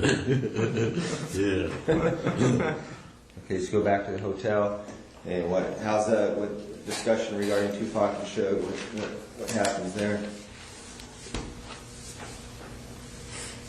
I don't think he really discussed it then. Going in, we was in the room smoking weed, and the little total brawl. What's her name? Keisha with the packer thing. She said all of them laughed. We was just having a good time that night. Okay, so no discussion about. I just want to ask a question. I'm curious.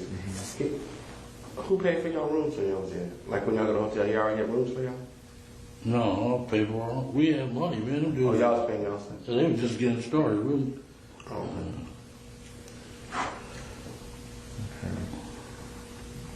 All right, so San Diego happens. Then is there anything else that happens between San Diego and Anaheim? I don't know if that concert in the thing in Vegas was before Anaheim or I know Magic Johnson gave a big party there. Okay, let's go into that. Magic Johnson gives a big party out there. In Vegas.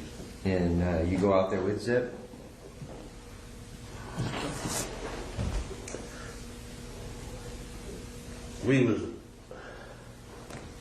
We stayed in Treasure Island. That was the Holyfield and Douglas fight, was it?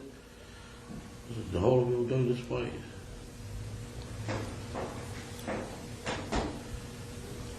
The night Fan Man.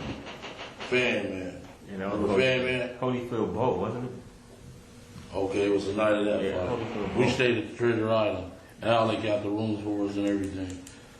Then Al got the room for you? Little Al? Yeah. Yeah.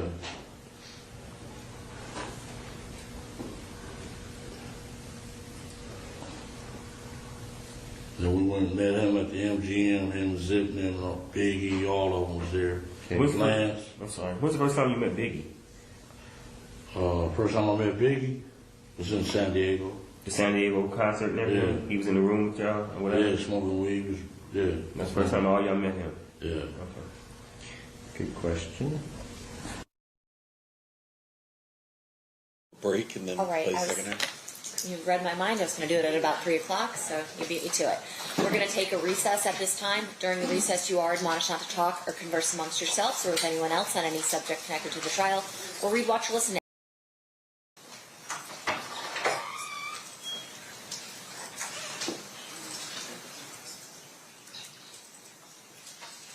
Stand adjourned.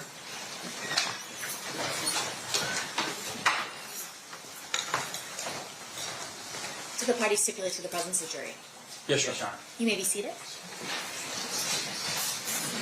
All right, it looks like we are still in playing Exhibit 117. State, you may resume at this time. Thank you. Okay, so no, Bureau got you guys the rooms at Treasure Island? Yeah. Okay, and it's Magic Johnson party you guys to go to at the Holyfield fight. And you remember it? Who's fan? The fan man guy came down. In the ring. Remember? Oh, yeah. Parachute? Yeah. Oh, yeah. Yeah. To the ring, got beat down. Yeah, they beat us down. Rock, Newman them beat him up. They beat Yeah, him they down. beat him down, Dude, boy. I didn't realize that. That sucks. Sucks to be a I nigga. just playing a joke or something. Oh, man. Because they threw off their rhythm, man. They was ready to go, and this gonna come. yeah. It's either him, either him or Buster Douglas. When Buster Douglas lost to who? So I think that was Bo Holyfield, because it was a big fight. And I remember Rock was Bo's trainer. Yeah. So, you know, I'm pretty sure, you know, we'll Well, check on it, but. I was with my other girl. And we all went down to the MGM with our bottles. After the fight? After the fight, yeah. Was it Buster Douglas and Holyfield? Was it that fight? We'll figure that out. We're not. That detail's not important. So you went to the MGM after the fight, and is that whose room's there? No, we just met in the lobby at the by the bar area. And boom, and he like, Magic giving a party. And we all stormed over there. That's what Puff said. Max giving the party. Then Yeah, let's go over here. And Big was there too. Big was there. Lance, all them dudes was there. So Puff and Lance were together too. I mean, they were in the same crew. I know they ran together, but anyway, go on. That's all right. And that's when they was about to fight. Lance and Puff got in, got in each other's face. His little gay ass, because he had the money. Yeah. Was D-Mac there too all the time? I don't think he was at this one. I don't think he was there. Okay. Okay, so Puffy then. Okay, so you go to the party, and then is there an opportunity where you guys talk with Zip and Puffy again about Tupac and Suge? I know he said it at that room in Anaheim and a couple of times at Greenbacks. Okay. Yeah. Okay, so I'll just put you don't recall. Excuse me. Yeah, and when D-Mac told me that Zip got the money, oh man. Okay, hold on. When you get to that, yeah. That's a good point. We got to work our way out. Okay, so this you remember when that fight was as far as dates? And now we're getting into what? Are we in '96 yet? No, we're still like 94, 95, right? Late 94, early 95. Oh yeah, when that fight happened. And then at the same time, in the beginning, I think of 95, when the BET award season is in the beginning of the year, Suge said that fight came along.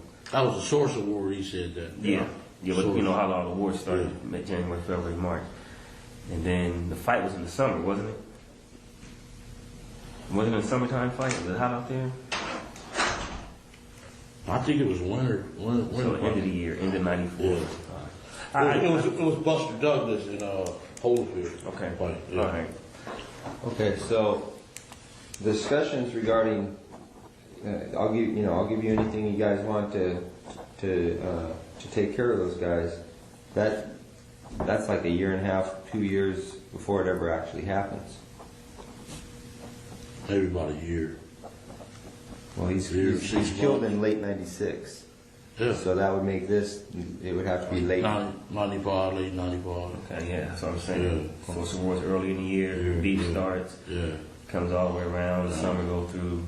Yeah. Okay. Concerts. Tell us what happened that made it something other than just him frustrated and boasting. Now, I don't have to give you guys anything. I mean, what made it a specific, like, hey, I'm serious, I want you guys to kill these guys? I mean, when he told me the Greenbacks. How'd that go? Like, what was the conversation? And who's he? Who? Puff. Puff said. Yeah. Okay. And this is specifically at Greenbacks, right? Yeah. How's it go? How's the conversation go? I mean, okay, listen, I'll do it, but I need $500,000, or I've got somebody who will do it, but I need 300. I mean, we need really specific details regarding that. Yeah, we wanted $1 million. Okay. All right, so you meet him at Greenbacks for lunch or dinner or what? This was dinner. Okay. Who else was there? Shit, all of us, Corey, everybody. And everybody's listening to this conversation? Huh? Everybody's hearing this conversation between you and Puff? What was he talking about? He's talking to me. We had went downstairs. Cause when we got there, we was laughing at him. Because he was with this broad that sucked dick. Just sucked every dick in it. He all hugged up, kissing with her. We was laughing like a woman. Like, man, what you laughing at, dog? Man, don't just come out here getting any broad, dog. I took him downstairs and he's like, man, I gotta get rid of them dudes, man. It's gonna be a problem. Is Zip there with you? Yeah, Zip was, yeah. At that conversation? No, you weren't at the conversation. It was just me and him. So he tells you seriously, man, I need to get rid of these guys. I mean, he's looking at you in the eyes and he's like scared. Yeah. He's scary, dude. Still is, huh? Yeah. Now, when he asked about it, he always said both of them. What he said should mostly, or he just always talking both of them. Yeah, when he had his boy on after he made the record. But before that, it was just should. Yeah. And then after Hit 'Em Up came out. Yeah, that pissed them off. So he's like, kill both of them. Yeah. So there's going to be two separate conversations. I want to stop real fast, you know what I'm saying, because it's his reaction channel. I don't want to just play it all the way out right. I'm glad to hit me right. But first of all, I want to ask y'all, Keffe D talked a lot, right? Even though we know most of the stuff they ain't even gonna investigate, they ain't even gonna try to investigate, they didn't even say, it was still that Keffe D talked a lot. So even though if Keffe D beat the case, right, we'll know what happened, right? But even though if he do beat the case, right, would Keffe D still seem to be a snitch? Would he still a snitch? Because like Keffe D went in there multiple times, multiple interviews, from 99 to 2008 to about writing a book 2019.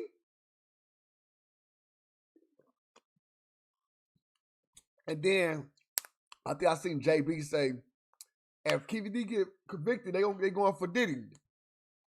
Hell yeah, they going for Diddy. My boy Cool Breeze said the judge look good. Hey, Cool Breeze, don't let them fuck with you, brother. The judge can get fucked. West Side. You know, understand me? Yeah, let me go ahead and cool back and chill in my zone. But yeah, I'm gonna go ahead and mute it again, man. I'm be in the chat. You know what I'm saying? I'll be tapping in the chat though. Yeah, I'm gonna do another question right now too. Let's get it. Yeah. It's 3 and 4. Right? 4, yeah. So was Anaheim was just about Suge? Anaheim was about both of them. Okay. Anaheim was about both of them. And he said it in front of all those people. I couldn't believe it. You know what I'm saying? In Anaheim? Yeah. Whole room full of Crips. You know, they motherfucker go after his ass. Yeah. Okay, so he tells you I need to get rid of him. Got greenbacks doing him down the stairs, and you tell him I do it for $1 million. Yeah. Then when that shit popped off, he zipped like, shit, this y'all perfect, you know. Yeah, I'm like, man, we ain't got no pistols. He came over with pistols. Okay, so he says, you tell him we'll do it for $1 million, and he's like, okay, I'll do it for $1 million. Yeah. He agrees. You shake on it or something like that. Yeah. What happened? Gentlemen, he like, man, we'll wipe their ass out quick. You know, it's nothing. So that done, you know, that's easy. Did he front you any money or anything? No, he didn't. But after it happened, he called, what's the name? Zip. Is that us? That's us? And the broad was even calling Faith. Yeah, that's us. You know? She was done too? She was calling Zip. Is that us? That's us? I'm like, yeah, that was us. Was Keefe, I'm sorry, was Biggie ever involved in any of these conversations about hitting Tupac? Okay, it was always just Puff and Zip. Yeah. You think he knew about it, or he was just like, whatever, he was doing his own thing? He was like doing his own thing. Lance kind of kept him kind of out the window. Yeah. So this is all Puffy's doing? Yeah. Puffy was scared of the dude. Period. Okay, so you guys make the deal for that, and then you guys aren't out in Vegas then with that intention. That's not why you're in Vegas. We've been going to the fights since Pat days, you know, the 80s. So y'all geared up to go to Vegas, and y'all was going anyway, not even knowing who else was going to be down there. Not knowing if Pac and shit was going to be down there. We ain't got no pistol. We ain't got no pistols down there, and shit, it was right there. This is a perfect opportunity, baby. That was Zip talking? Yeah. Because of what happened with Duane? Yeah. Y'all see the surveillance I got in the car with him, in that Benz. The brawl was in there first. Foxy Brown. She was in? She was in the car with him. Okay. He told her we need to handle some business, so she got out and I jumped in the car. He had a little secret compartment. The thing popped out. Okay, let's work up to that real quick. That's important. Well, but there was. He said that you were there. There was numerous conversations. The first one taking place in Anaheim, another one at Greenbacks. Yeah. What other conversations took place where you and Puffy were talking about, doing this stuff? So fucking long, man.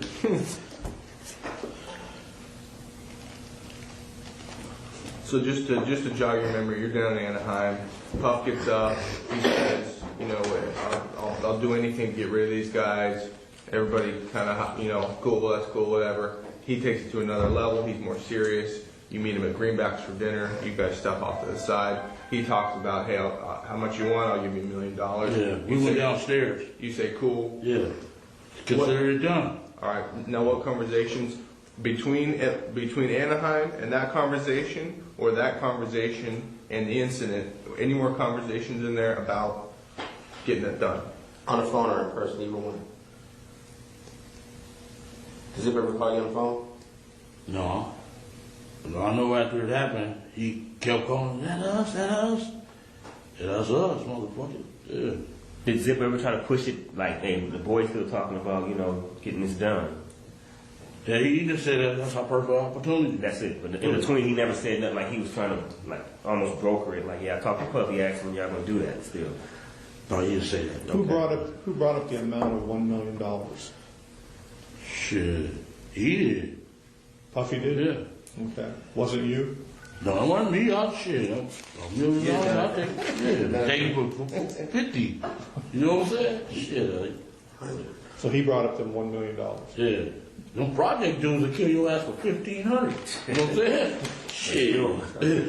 Tell me about that. So basically, all right, then you guys are here to go to Vegas. Y'all had planned to go to Vegas a couple weeks, got the hotels. Yeah. And then who all driving out there? All you guys is. All of us, yeah. We had left from Greenbacks. Give me 1 second.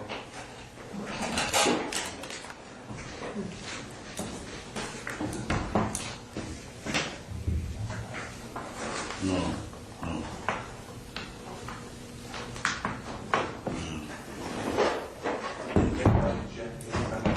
Okay, so y'all, is everything good? Yeah, everything good. So y'all gear up to go down there. Y'all caravan down there. Yeah. How many cars? We went to Greenbacks. It was me, Zip. It was Zip drove that van. Kevin drove that van. And I drove Kev? Yeah. Okay. And I drove what was that, a Malibu or something? Not a Malibu, but a Century. What's that, by a Buick? Buick Century? Yeah, I drove a Renner Century. And y'all left from Greenbacks like about what time? A couple days before? Maybe about, was it Thursday night? I think it was a Thursday night. We left from there. Fight was Saturday.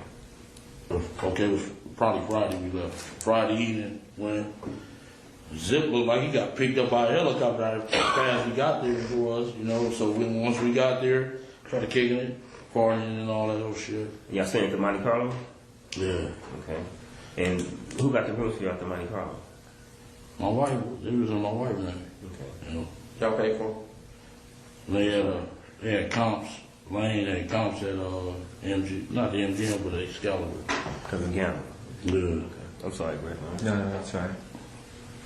I got thrown off track for something. We were in Greenbacks. They have the discussion and everything. How long before you guys go to Vegas is that? I think this is another time at Greenbacks or the same time that Puffy said y'all. No, this is different time. That's our headquarters. We meet there. Okay. Every time they come out, we meet. So Puffy had said they agreed to the $1 million, and then that Friday before they were going to Vegas, they met at Greenbacks with Zip. They caravan from there on that Thursday, that Friday night. Okay, so there's another incident. You guys meet at Greenbacks. That's when we go to the fight in September '96. Okay. And you leave from Greenbacks to go to Vegas. Yeah. And that's when Kevin's driving the van. Corey, Detroit, the dude from Detroit, Tracy Session, Wynn, all of them was in that van. Me and my girl was in the Century. Zip rode with somebody else. Who's driving the Cadillac? Lane and them didn't come to the next day. They came on Saturday? Yeah. Like, what time did they arrive on Saturday about? I know I'm getting ahead of it, but just trying to clear it up real quick. They rode about 2 or 3 o'clock. Okay. And who came with him? That whole crew was in the car, nobody else? Nobody else. Just those 3? Minus the people minus you? Dre and T? Yeah. Hey, real back at Greenbacks, when you and Coffee talked about $1 million, you said you walked downstairs. Did he say, come meet me downstairs? Yeah, he said, come on downstairs and talk to you. Okay. And asked me, why was we laughing at him and shit like that? I said, man, don't be coming out here just getting anything, dude. Right. If you want some brawl, just let us know. So he asked you to come downstairs. Did you guys talk about anything other than that specific thing? We ordered some more bottles. Then he took me, it's like a 2-part thing. It's like the deli part right there. Then you can walk back and look for the bottles. And then we walk over there and talk when we looking for the bottles. Got the bottles and shit. So you think, so in your opinion, the specific reason he asked you to come downstairs and talk to him was about that thing, not about liquor or anything? Yeah. It was about that. Okay. Okay.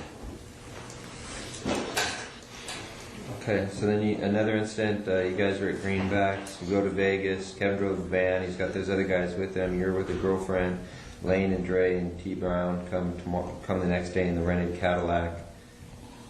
Was that a rented Cadillac? Yeah. Get there about 2. Who rented that Cadillac? T Brown. Yeah, T Brown. His mom, right? Mother-in-law. Right. Okay.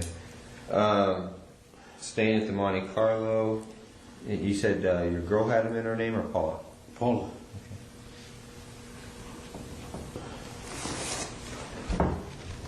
Okay. You all right? Yeah. Can I ask you a quick question? Go ahead. No, we'll get to that later. Ask it. No, that's okay. Come on, now you make us curious. Just ask. No. It was something, it's too far ahead, so I'd rather just stay intact. Cause like Greg was trying to write fast to get stuff down there. I don't want to be too far ahead. Okay, so you guys are out in Vegas. You're there the night before the fight. The next morning or the next afternoon, Lane and them guys show up in the rented Cadillac, and you guys are all at the MGM. You guys go to the fight. Right, so lead us through it from there. Okay, you meet Zip out there. Yeah, it was Zip. We all rode together. Me, Zip, Kev, it wasn't that. But he just took off. His Benz was faster than our bro. Oh, okay. And we got there. Did he stay at the same hotel as you guys? No, I think he stayed at the MGM. We like, some dudes fronted his ass off right in front of us. What happened? He's like, motherfucker, this motherfucker's a snitch. We like, what? He like, yeah.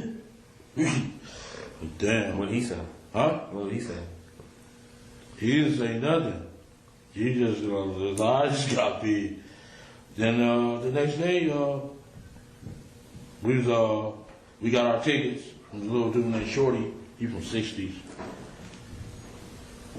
Shorty from 60s. He's How did he get the tickets? To the fight? He's a scapper. He be at every fucking, anybody can get tickets. He be at every event. When I was in prison with him in Soledad back in the days, and he was a little youngster, and he started selling tickets, scalpers. When we got our tickets, and our tickets was like separated. Lane went in, everybody else went in, and boom, we went to eat. We was eating, and man, they came and said, he just beat up Lane. What restaurant were you guys at? Were you at? You remember? You was in the hotel lobby? We was in the hotel, yeah. At the MGM at a restaurant. Was it the cafe up there or something? It ain't a chance. Huh? Went to eat after the fight? Yeah. How come Lane wasn't with you? Because the scappers had different locations on the tickets. You couldn't get them all in one area. So you got separated. He went his way after the fight. Yeah. And he got caught up over there. Then. Yeah, we was ordering our food, and they like, man, Lane just got beat up. We like, Where was Zip at that point? Zip was in the lobby part where you register. That's where we ran into them. Him and Richie Rich. I heard of him before. I know. He's an older cat, right? Richie Rich? Yeah. Nah, he He probably like 43. New Yorker? Yeah. Yeah. Was there a redheaded dude there?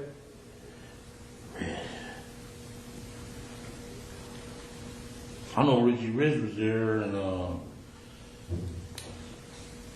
Richie Rich. There was a few New Yorkers though. Was with Zip. Like, man, y'all need some help. We got. Shout out to all the subs on the Twitch side. Shout out to my Twitch people and all that. You already know, man. Appreciate the love. Yes. That's what they said? And all these other cats? Yeah. Well, how come everybody else was at the restaurant with you? Everybody knew to go to the restaurant, but Lane was on his own by the doors. Yeah. Well, why? Something's missing. Why is he at the doors and everybody else is at the restaurant? We all went. He was supposed to come to the restaurant too. He just forgot or something.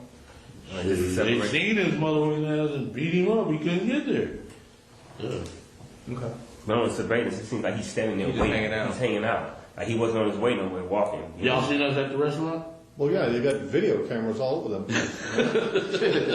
But him, he wasn't. He was. Y'all seen me? He's like posted up. It looked like he was looking at them when they walked by. Yeah. Well, like he was waiting for him, you think? I mean, I don't know. Whether he wasn't waiting for him. That's what we're asking you. A lot of this, You know, we be after the girls, man. Yeah, but it seems like so you guys get your tickets from Shorty, you give them out. All right, we can't sit together, so let's all meet at this restaurant afterwards. All right, everybody bolts after the fight. Everybody comes back to the restaurant except Lane. Lane's standing by the doors. Why is Lane standing by the doors and everybody else is on board, knowing to go to the restaurant? I don't know what his thoughts was. Okay. But before that, before the fight, before Orlando had, the beat down or whatever you want to call it, no beef with nobody as far as them. You guys didn't even see Suge and them at all? Yes. Didn't see them, didn't nothing? Yes. Nobody said they here, them dudes here, nothing like that? Nothing. And then, okay. See, it would seem to me that Lane may be working his way over to the restaurant where he's trying to find you guys, but then he sees them. He knows automatically he's going to have beef with them just because of the mall incident. Yeah. So he may be just trying to Post up, trying to wait for you guys to pass by. I'm sorry. Yeah, he probably was. Yeah, you're right. That would make some sense. Yeah. He just got separated. Okay. So yeah. Y'all seen us at the restaurant? No, the film, the casino. Shit, Darren was the waiter. Y'all seen me and I can't believe you don't remember seeing me at the house on Compton and Bay, all that, man. I can't believe it, man. This task force has been around a long time. I can't believe you don't remember seeing me, man. I shook your hand a couple times. I'm like, what's up, man? What's up? And kept moving like you knew me. And I'm like, what's up, man? How you doing? But you was just Keffe D, so. Shady, man. Anyway. Y'all seen us at the restaurant too? Yeah, I just got the name of it because it's been so, like you said, it's been so long ago. But okay. Y'all see me and Zip in the Vans too?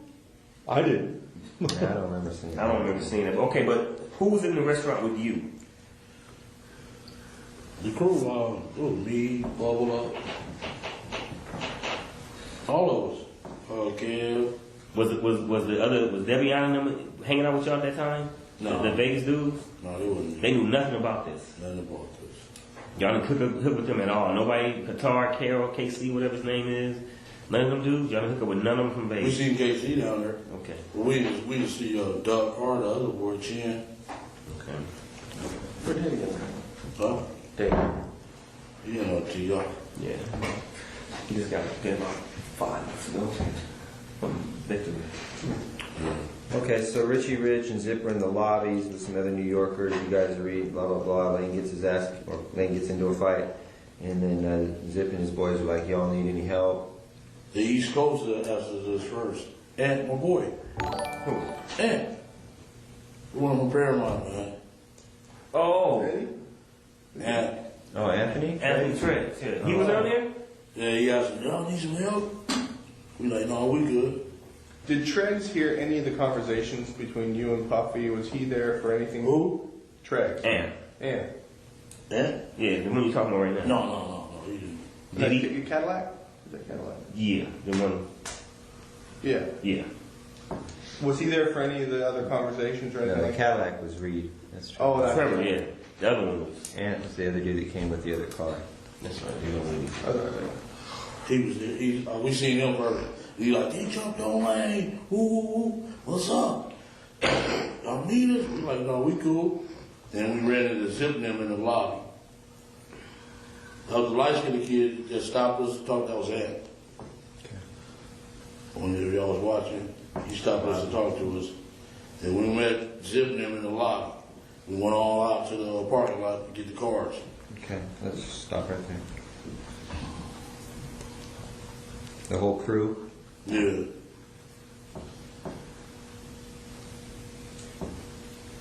Alright, you get cars and then Zips in his Benz? Yeah. And who's in there, Foxy Brown? Yeah.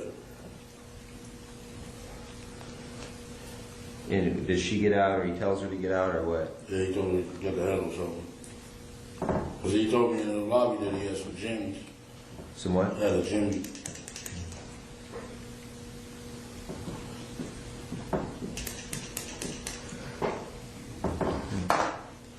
You need one? And you get in with Foxy Brown was sitting in the front seat? Yeah, and she got out. She was wearing pink, little pink thing, and I jumped in the car. He gave me the gym. Who was Lane and all them? I'm sorry, Greg. They was waiting on the cars. So they was in the valet waiting for the cars. You had already gotten in his car. Where does he get the gun from in the car? A little secret compartment. Popped up. Popped up, yeah. In the armrest? Yeah. He gave it to.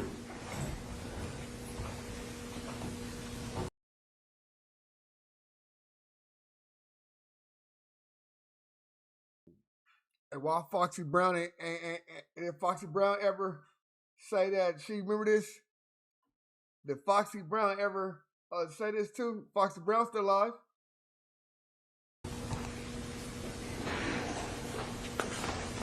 Was it a Glock?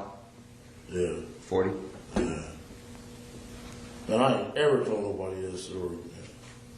Doesn't it feel good, man? Get it off your chest. It's been weighing you down, man, over 20 years. I don't know who can I ask you one question though? Oprah's gonna be like, Mr. Davis, we really appreciate it. And then you give me like this, read my book. Hey, I just want to ask one thing though. One thing. Y'all heard that story before though? Before I told you. Not that part? No, never heard that part before. No, I haven't. About Zip? I knew about Zip. You know about Zip. Y'all heard that story before. Listen to this man. This man is lying. He telling stories he heard. Gave the gun? We done that. Yeah, but not about the pop-up thing. Pop-up. Little particular things in between. But we're on track. I'm just saying y'all knew. We knew Zip had given the gun, but we didn't know that you went to his car to get it, so. Stuff like that. Let me tell you. This dude punked me though that morning in the garage though. I ain't gonna lie. He got me good, dog. I ain't gonna lie. You gotta pray me good. He good. He like, well, I got some shit gonna break your heart. Gonna break you to your knees. That's what bothers me. That's what got me, dog. Other than that, I would have went out hard. I'm gonna lose my house. Fuck them. You know what I'm saying? Yeah. But that got me though, dog. He said, I got some shit gonna break your heart. Gonna break you to your knees. I already knew what it was. I said, oh, they got me, dog. I gotta write that one down, man. Put that in the book. I got some shit gonna break your heart. Gonna break you down to your knees. Keep you deep. See, he can deliver. I'd be like this. I got some shit that's gonna break her. It wouldn't just sound right. You got me on that, dog. Other than that, I was like, fuck y'all. I'm going in, man. Because I am you. I know how you think. I'm from the same place you from. Oh, so man. I know kind of what to say. Where you from? This is the same officer that got on the stand and said he's street. He go by street code. This is the same officer that yesterday said he go by street code, cuz. And they think that shit was flawed. Hey, he go by street code. I go by street code. It's the only time you're gonna see me speaking on any type of stuff like this. No, this and that. Man, shut your police ass up. You can't go be the police and go by street code. This is I am the same. I'm from the same streets you from and all that. This fake ass nigga think he really this Jay Reed, huh? Jay Reed. We been Jay Reed. We know you ain't no police, Jay Reed. We don't need to talk about that. You don't even want to know. You're so proper, man. You know what? That's called education a little bit. Yeah. So proper. You got me on that one. Then I said, break my heart then. And I thought about it all over that week. I said, oh, they got me, dog. They gonna give me the death penalty. Yeah, man. Yeah. It's been a stretch, man. Yeah, it's been a stretch. But okay, but we agree. Okay, so we get the gun out of the armrest. Zip gives you the gun. It's a 40. I assume you check it, loaded. You put you get your own ammo. How's that happen? It's already loaded. Or It's what? already loaded. You just put one up. Okay, where do you go to? What do you tell Zip right then? What's that? Do you tell Zip, hey, we're gonna go handle this shit or whatever? Yeah, they asked like, y'all want us to come? We like, we know where them motherfuckers at. They was telling us that they gonna be at the 662 club. Who was saying that? Everybody. Everybody out there? Yeah, everybody. They give us a concert. Well, how do you know that Zip's got a gun? Does he tell He you? told us in the lobby when I met him in the lobby. I got one. What did you ask him? Do you have one, or he just tells you, okay, I got one? Yeah, that's when they asked, do we need some help? I got some Jimmy. Like, yeah, okay, cool. All right. But only one he gave you. Yeah. And so KC went to go get some guns, but he never did get back with us. So there was a lot of people out there and asking you guys, Southsiders or Lando, like and who else? Just the East Coasters asked us first, the East Coast Crips. Then the New Yorkers asked us. That's it, okay. We like, we don't need y'all, we good. Yeah, okay. Then you get the heat, you get out of the car with Zip after everything. What do you say to him? Like, man, we're gonna handle this like great. Yeah, we're gonna go ahead. He's like, yeah, it's your perfect time, you know. Okay, then you jump out of the car, and then what happens?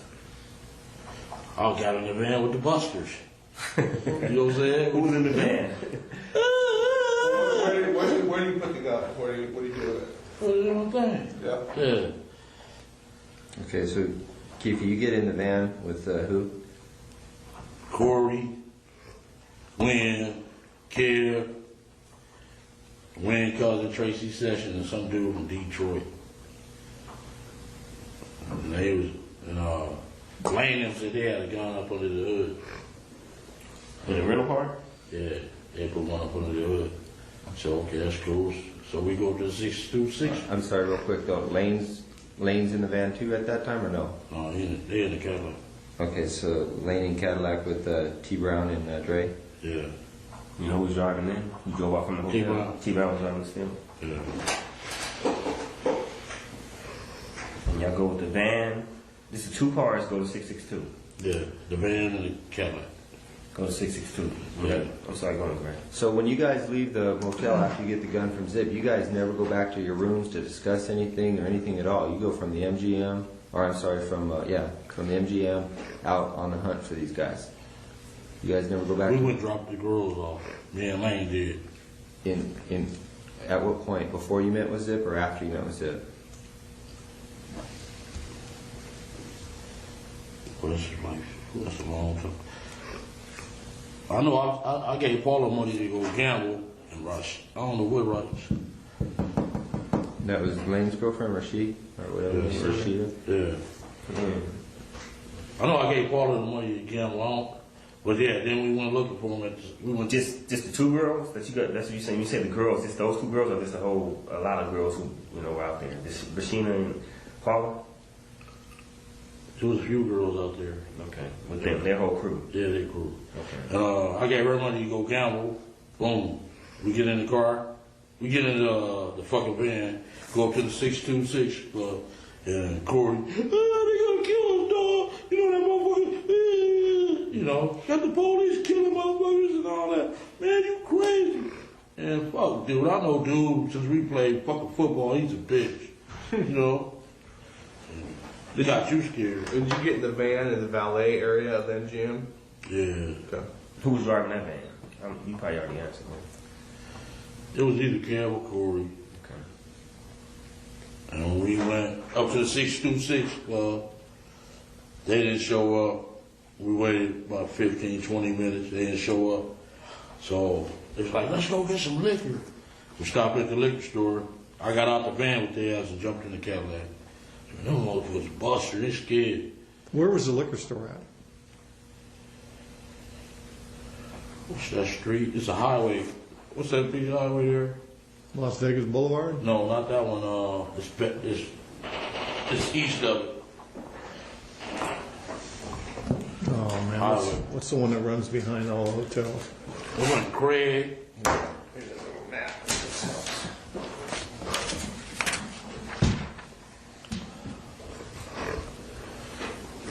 They may or may not be on that map. There's the intersection where the killing went. Yeah. This east of this. Just a little liquor store. Yeah. It was a little, what was it, 7-Eleven or something? Real close to the 6265? Yeah. 6265? It's a big highway. It's in Merlin Boulevard. One of them. All right. Okay, so you guys go to the liquor store, you're tired of listening to Corey whine, you jump into the Cadillac, and you what?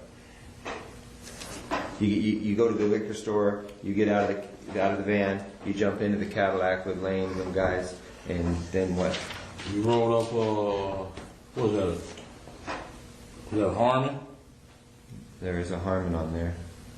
Harmon Street's on there if you can see it. Should be a Harmon Street on there. Koval, Harmon. And where did he get shot at? On Harmon, didn't he? Mm-hmm. It was Flamingo and Harmon right there. Something like that. No, it's on this street in Harmon. He got shot. Yeah, Koval. We was, I think it's Merlin Parkway or something like that. Is it called that? Yeah. I think the little liquor store was right there. Then we came up Harmon. Got the Las Vegas Boulevard. And shit. Here they come in that BMW, like gang of cars. And bros, Tupac. And we like, there they go. Made the U-turn. We wasn't supposed to make a U. We just wanted a U-turn. And they was in the middle lane. And we just pulled up on the side, checked every car to see where they was. So what directed your attention to him was some girl shouting at Tupac? Tupac. He gave himself away. Otherwise, they would have got away. He all hanging out. You know how he do. Oh, they go down and we ain't got him. You did a U-turn, so then you pull alongside of it. You guys were in the car. Have you already handed Lane the gun at this point, or at what point do you hand him the gun? I thought he was going to pull on my side. You know, that's my little nephew. I want to look out for him, you know. And he pulled on their side. So you were fitting to blast if you had to, or you were just... Yeah, if we would have been on our side, I would have blasted. Okay. So you hand the gun to the back seat. Yeah. You hear Lane? I gave it to Dre, and Dre was like, no. And Lane's like, dude, he popped it too. Now, when you first talked to you a few weeks ago, you did say that Orlando was behind the driver. Is that right? No, Orlando was behind me, the passenger. Okay. Dre was behind the driver. Okay. So when you passed the gun, you passed it to Dre? Yeah. Okay. He was the closest to him. He you know. He didn't want no part of it? Yeah, he was scary. All right. I know he would be scary, but when I got out of jail, he said he was a bad motherfucker. Dre? Yeah, like, is that right? Could he be. used to feign all that shit. All that shit. Oh, what we gonna do? Could be Dupac. His girlfriend liked to kill him. Huh? His girlfriend killed him, didn't she? No. I think you're... No, she did. He just had a sinus problem. Ah, okay. Okay, so Lane, so you guys pull up alongside. This is essentially, I think, what...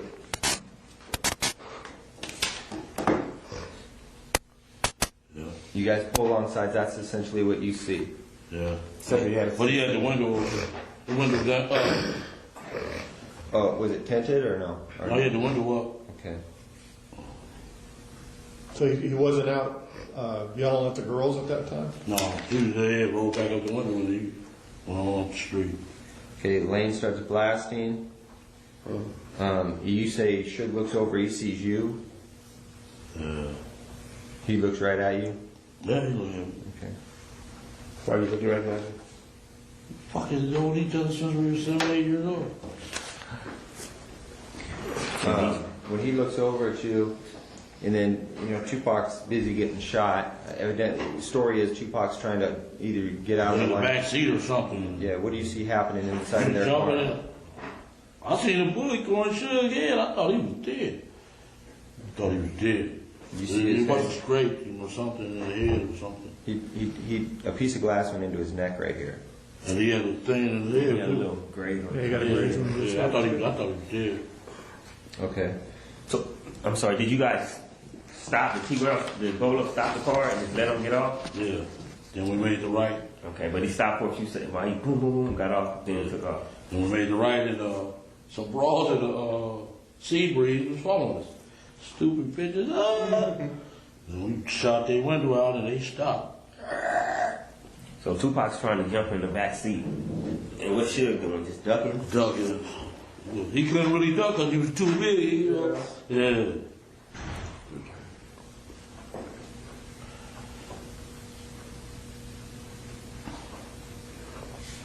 So you try to pass the gun to Dre. He says, "Fucking, I don't want it." Does he? And then you say, "Fucking," Orlando takes it. Yeah. Or wait, you give it to Dre, and Dre gives it to Orlando. Yeah. You know, Yeah. Dre didn't want to do it. and Dre's doing like this when he's shooting, just when he gets on, Yeah. lean it back. Yeah. And once we got out of the car, he was acting like a bitch. Then I'm like, get a hold of yourself, bitch. Dre? Fuck, yes. What was he saying? Oh, what you do, big on here? Man, shut the fuck up, bitch. What's wrong with this, you know? Well, where did you go after the shooting? Went to the Monte Carlo. Do what?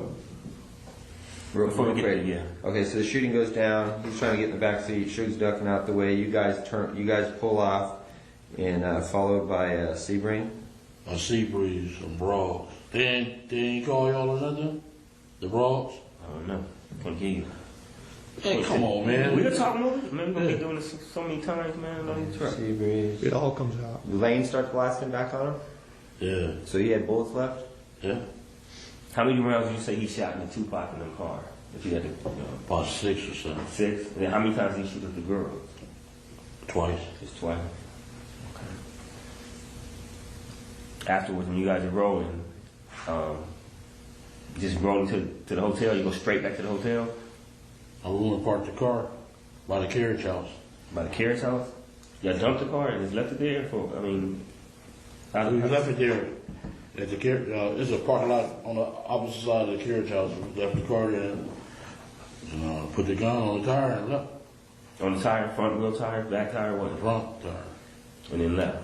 And left, yeah. Was there any bullet holes in the car? Because somebody said somebody shot back at you from. No, ain't nobody nothing like shot that. back. No, there was never no bullet holes in the car. Never. Okay. Which tire on the front? You're the passenger side of the. Passenger side. When Orlando was shooting, was the gun all the way out of the car? Was it in the car at all? Do you remember? We got the shells out of there, though. Did you? Yeah, we did. On your way to park the car? When you were leaving to go park the car? The next day. I'm saying. Both of them. So the next day, oh, you didn't go back the next day. We rolled back the next day. The gun was gone. The gun was on the tire when I left. The next day, though. I got in my car was. Well, I was in a rental car. I don't know what they did with that. Other than that. Come on, Keefe, man, you just got this gun from Zip. You don't want him implicated in the shooting. Now you've got a loose end because you put the gun out there on the street like that. Could come back to Zip because we don't know, and you don't know at this time whether it's registered to him, his people, whatever. I understand That's that. kind of lame. No, Yeah. that's not. Okay. He don't give a fuck about Zip. Yeah. He just At does. that time. No, he don't think like, you know what I'm saying? He ain't thinking like that. Well, why would you leave a gun? He's not thinking like, y'all thinking intelligent like in Las that. They ain't Vegas, thinking like that. you just killed, they just did a big murder with it. They're not thinking like that. You want the truth or you want me to tell you a lie? You want me to lie? No, I want the truth. Okay, we left the fucking gun on the tire, dude. That's all, bro. That's all. That's the last time I seen the gun. That's the last time you saw Yeah, it. they don't think like that. You want me to lie? I can No. throw them You don't get us anywhere. I just can't believe you do that in Compton. What's No, that? that's what they did. They don't think like that. Yeah. We just left it on the tire. I guess I don't know what T Brown did with it or whatever. What he got. It wasn't our concern. We did what we had to do. Boom. And I Plus they don't I drove think back they in do my. Me and Lane drove back in the car. Went on home. Immediately after that? No, the next day. So what y'all do At the jail. after y'all left the gun on the tire? Where'd you guys go? We smoke weed and drink. Yeah. Where? At the What? hotel? At the hotel. Stay in the room? Yeah, y'all see the surveillance? I don't know. Okay, the carriage, you guys park it in that parking lot. Do you walk or does the van come by and you get in the van again? No, we walk. Okay, you walked over to the treasure or the Monte We were Carlo. right upside that Coca-Cola place. It's a little crosswalk that goes straight to the Monte Carlo. Okay, so you guys go back to your room. And they pulled up in the ambulance while we was standing right there. Take our bullshit. You guys on the street with We on Las Vegas Boulevard at the crosswalk, and they pull up at the ambulance right next to us. with him in the car already? Tupac and Suge in the car. And y'all just This is walking? close. Did they see him? Suge see? He couldn't see out there ambulance because he wasn't really hurt. No, they couldn't see. We didn't give a fuck. We They was don't right care. I'm talking about the ambulance was parked right here. Right next to us. That shit was funny as a motherfucker. So you guys continue, you party at the Monte Carlo, or you go someplace else that night? You get strip club or anything like that? We was at the Monte Carlo. Okay. And y'all four stay together? Y'all four stay together? T Brown and T. you Brown, and like. Dre. All of us, yeah, we stayed together. By that time, the band had come back around. Yeah, they came back. They came back. They met you at the They hotel. didn't even know we did it. Y'all didn't tell them nothing. Y'all just act like nothing was going on. Nothing was going Let me on. say something real quick. It's weird. I know how, like the way Greg Cracker said, it's like, y'all just did this big thing, but to them, that dude's nothing. Yeah. Y'all don't care about him. They act Yeah. like, yeah. I'm- They just act like he's a Yeah. big thing and nothing. They like, he's nothing. He's dead. And when we got back, the war broke out. Yeah, we'll get to that. So you guys go back, you just party, drink, smoke. It's not really discussed. Nobody's making a big deal about it. Everyone goes back to their room to go to bed. You talk to the girls about it at all? You tell anybody? I don't know, man. I don't get down like that, man. I ain't tell nobody shit. That's like, I tell my nephews, them, stop saying that shit. Don't be on that internet and MySpace, man. If you saying that shit, they come, did they get that dude for Mega Average 30 years later? Did this nigga say don't get on the internet? I told my nephew don't get on the internet. Come on, cuz. In 96? Come on, cuz. Are we listening to the same thing, people?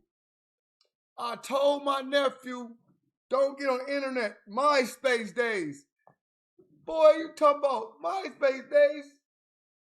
What? In 96? MySpace? Y'all gotta, man, let's run that back a little bit, just a little bit. That nigga said, man. Yeah. They just act like he's a big thing and nothing. They like, he's nothing. He's dead. And when we got back, the war broke out. We'll get to that. So you guys go back, you just party, drink, smoke. It's not really discussed. Nobody's making a big deal about it. Everyone goes back to their room to go to bed. You talk to the girls about it at all? You tell anybody? I don't know, man. I don't get down like that, man. I ain't tell nobody shit. That's like, I tell my nephews, them, stop saying that shit. Don't be on that internet and MySpace, man. If you saying that shit, they come, did they get that dude for Mega Average 30 years later? I think someone went to the bathroom. Oh, is that what it is? Oh, no. That's strong already. You guys do that. Go back to the hotel. Do all the South. Who all was in the room afterwards? Is everybody? Corey. Bro, listen, bro. If you was in Internet 93, bro, toodles to you, nigga. Nobody had no motherfucking computers and no motherfucking, man, stop it, bro. Motherfucking MySpace wasn't even out in 93, nigga. And 96. So, MySpace and all that. You get, oh yeah, we was on the internet, bro. Man, I don't want to hear that shit, nigga. Sound crazy as hell. The fuck? Motherfucking internet. I was born in 87, nigga. Man. Nigga had AOL. Nigga, oh my God. Messenger? Man, niggas barely had two-way pagers, nigga. Fuck you talking about? Niggas had the fucking what's callers came out with the fucking, man, shut the fuck up. Please, sir. Please. This nigga said 96. Nigga, not 03, though. Yeah. Corey came later. He said, you learned Tupac again.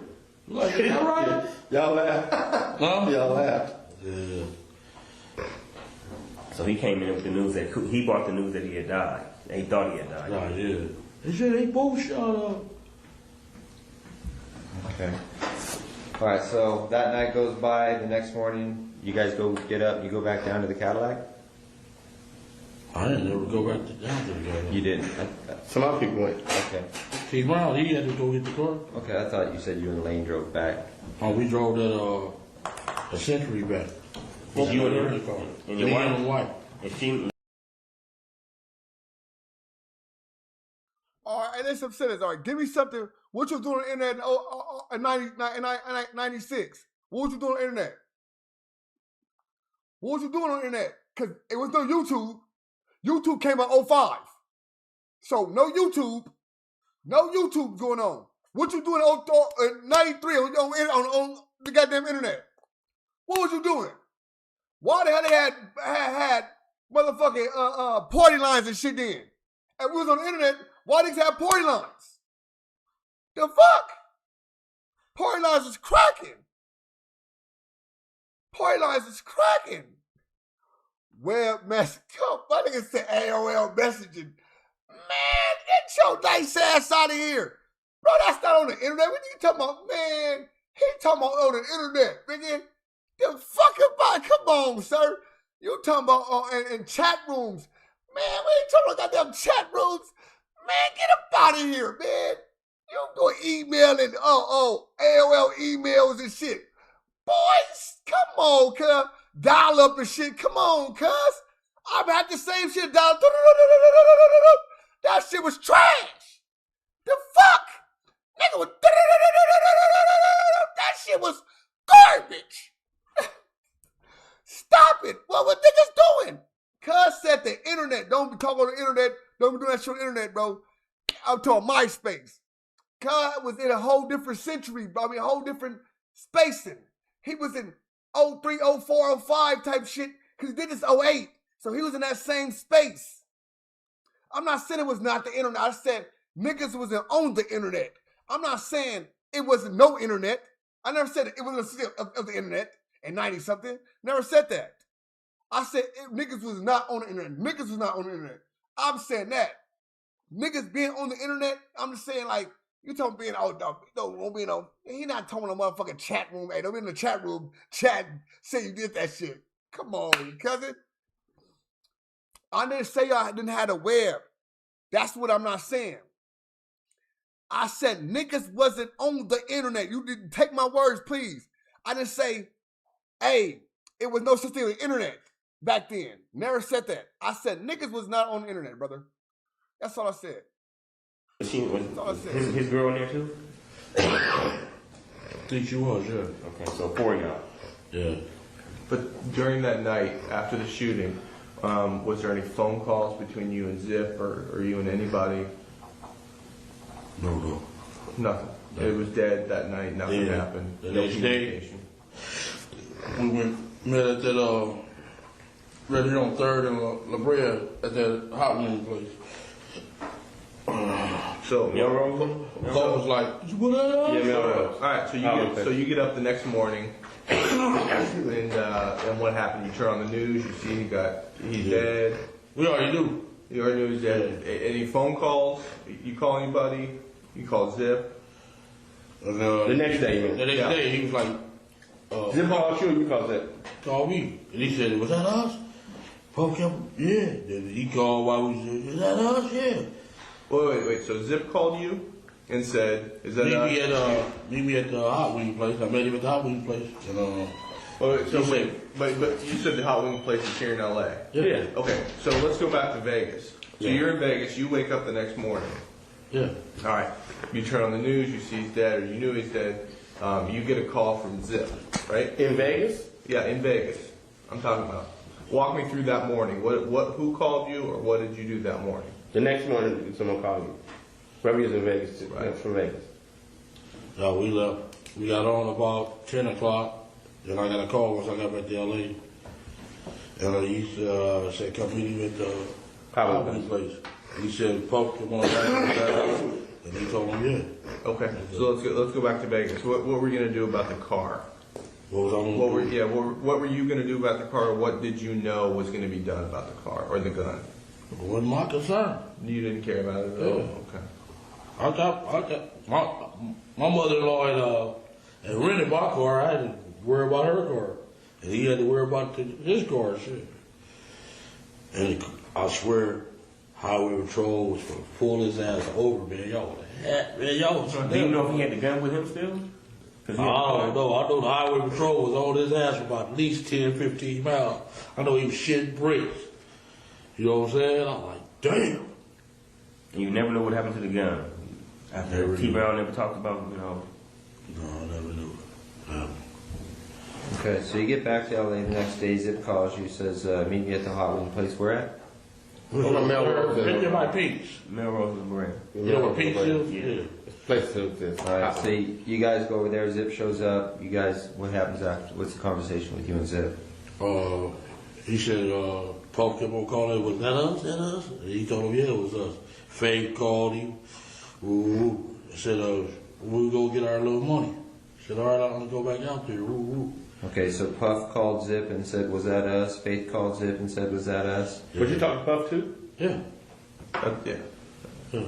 So when you're talking to Zip, when you're at the hot wing place talking to Zip, Puff, he calls. Yeah. On Zip's phone or your phone? Oh, Zip phone.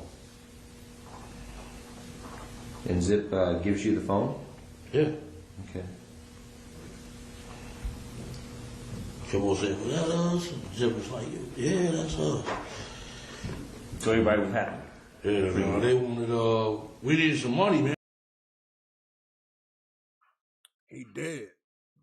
He dead. He ain't died in the first day. He dead. It's that. They got him. He dead. That man didn't die. Because y'all raided our house and took all our guns. You know what I'm saying? So that when you talk to Puff on the phone, does he ask you, was that us? Yeah. And then you say, yeah. Yeah. What's his response? He was happy as hell, shit. And did you ask him then about his money? About your money, I mean? When you gonna get paid or whatever? No, I have to say that on the phone. On Zip, Zip go get our cash. Yeah. Zip line handled that part. Yeah.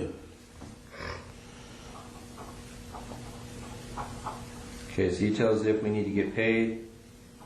What does Zip say? I'm going to go back home and have it? Yeah, I'll get back with y'all. Yeah. I said they took our raided our house and took our guns and all that shit. So, yeah. Okay, the raids occur. Then I gave a beating. That was stupid as hell. For the South Side, we gave a beating and all them motherfuckers told everything. Well, that's when everybody in the whole hood started, you guys. Yeah, man. I shouldn't have did that. That was the fucked upest move I ever made. And was that after the guns were taken from the hood? You know, police was raiding the houses, or was it before? It was before I don't remember. I know we gave a meeting at the park at Cerritos. Them bitches went and told everything, man. And everybody, both clicked. I mean, it was a temple and whatever. All of us clicked. Yeah, all came back together. Yeah. Yeah, man, a park in Cerritos. What's the name of that park? Regional Park on Belleville. It's all in that first affidavit anyway. We read all that shit. Okay, so you called the meeting though? Yeah. Okay. We read that whole affidavit. You know what I'm saying? We know what's up. So you called the meeting to discuss the incident? Appreciate all the subs. Now, it's kind of low, so I got it high. The speakers are high. That's why I got it on muted. But yeah, appreciate all the subs. Everybody that's doing everything, super chats and subs. I mean, not super chat, but gifts and subs. Appreciate everybody, bro. Appreciate it. Yeah. Okay. And then, and everybody like, we heard you got your $1 million, man. We gonna kick in. You gonna get your punk ass out of my face, bitch. You know? Right. All right. So, meeting takes place. People are complaining. They want the money. You at some point you reach out again for Zip, or how do you try to get paid? I kept calling his ass. The next time we seen him was where was his ass at? Was he avoiding you? Yeah. We met him at Roxbury. Yeah, on purpose? You ran into him, or you guys had a call? We had a meeting. Who set that up? I did. So you called Zip, you finally got a hold of him, you told him I let He said, I'm back out here, meet me at Roxbury.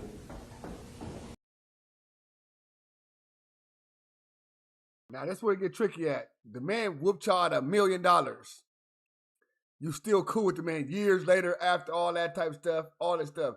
even in '08, you try to get them to talk to the police? Because right now, you try to get them to, the man said he went out there and went to New York to try to talk to Zip. And 08, 12 years later, after he probably took $1 million from you. Come on, brother. That club on Sunset? Yeah. And they was shooting pool, and them Don Woo Riders ready to beat their ass.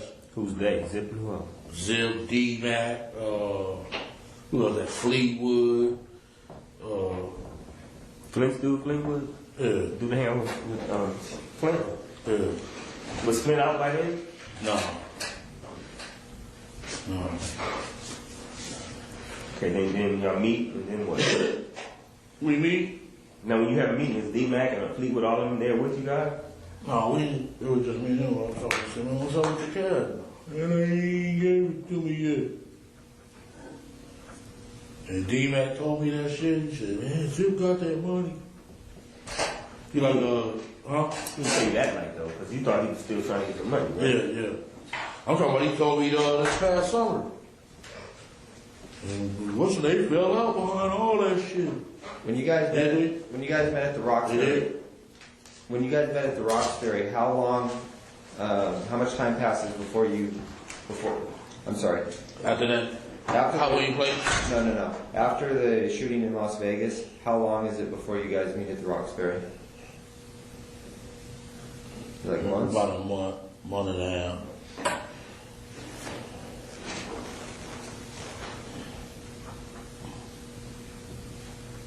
And so he tells you that Puffy hasn't paid him yet, right? Yeah.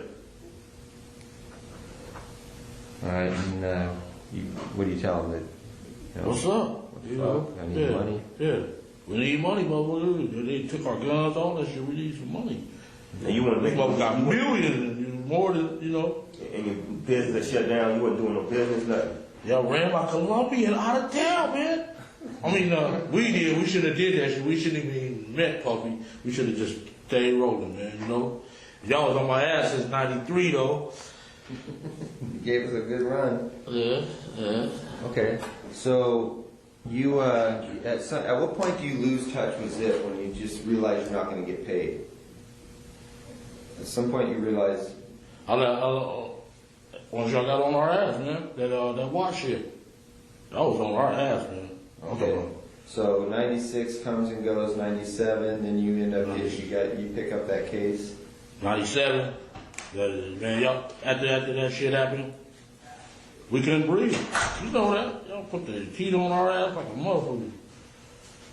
Okay. And then so you end up going to prison. Yeah. Since you've been out of prison, have you talked to Zip? Not one time. And what about Puffy? Not one time. Okay. I tried to call him several times, though. That little daddy out shit. You got messages? Hell yeah. They didn't call back. I think if he would have just gave us half the money, you know what I'm saying? I would stay strong like fuck it. Okay. So a couple months ago, you say you run into D-Mac. And D-Mac's, he tells you... I like, man, call your boy, Because they went to Howard together or something. I like, man, call your boy. He like, man, what's his name still, man? What's Zip behind that shit? Zip got that money. I like, what? He like, yeah, man, dude gave Zip the money. Where'd you run into D-Mac at? What street is that? By your boy, the tall guy with the Cadillac truck. What street is that off of? Florence? The blue Cadillac truck, man. Oh. I'm at a lot. The 900 pounds. I don't know. Oh. You got a lot on my mind, just like you, man. No, off of Topanga. I made it off of Topanga at the 76 station.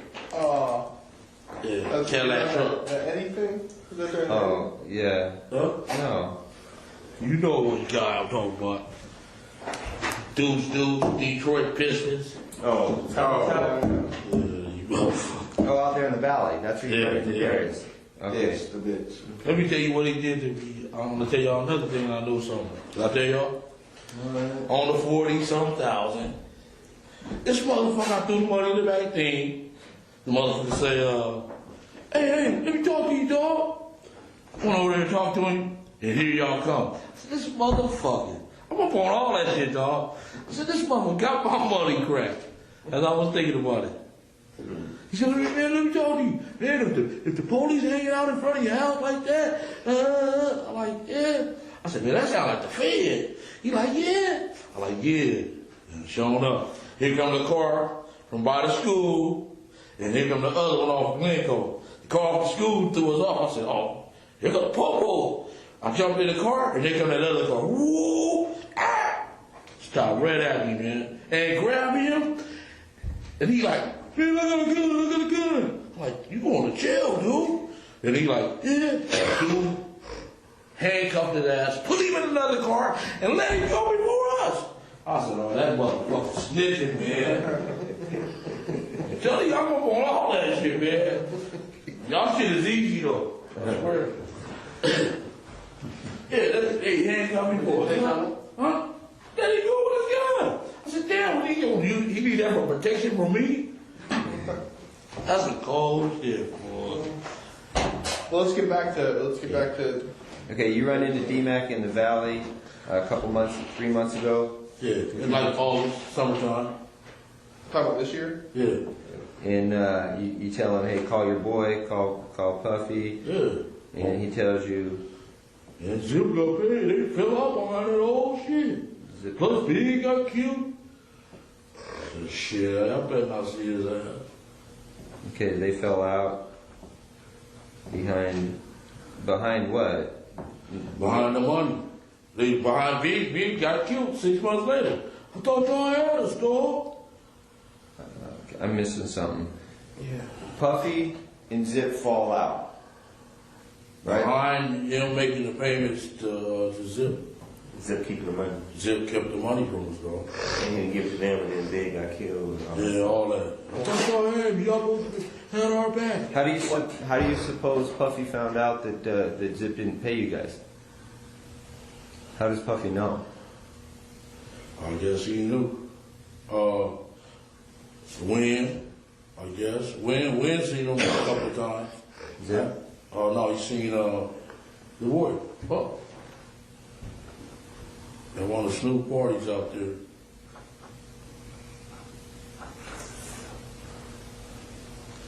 In New York? No, it was at Snoop house. Oh, in Long Beach? Claremont. From his house, at his house. Yeah. They all on pictures and everything. He came. I said, man, you didn't call me? No, dog. I got something else in there. Motherfucker. I said, you get the number? You got the number? We call. Motherfucker, you know what I'm saying? Well, I want to see his ass, man. Give me the jewelry and everything, you know? Stupid motherfucker. Okay, so Zip doesn't. You say you can't speak on details like this. You know what happened, right? Then you can't speak on. We don't know what happened. The police don't know what happened. We're in the court right now, and everybody's still confused. Not even one police can say that anything he said is true. Nobody can say anything he said is true because nobody investigated anything he said. So you all can have your own what you want opinions, and keep with everybody's opinion. So don't think your opinion better than the next man's opinion. Period.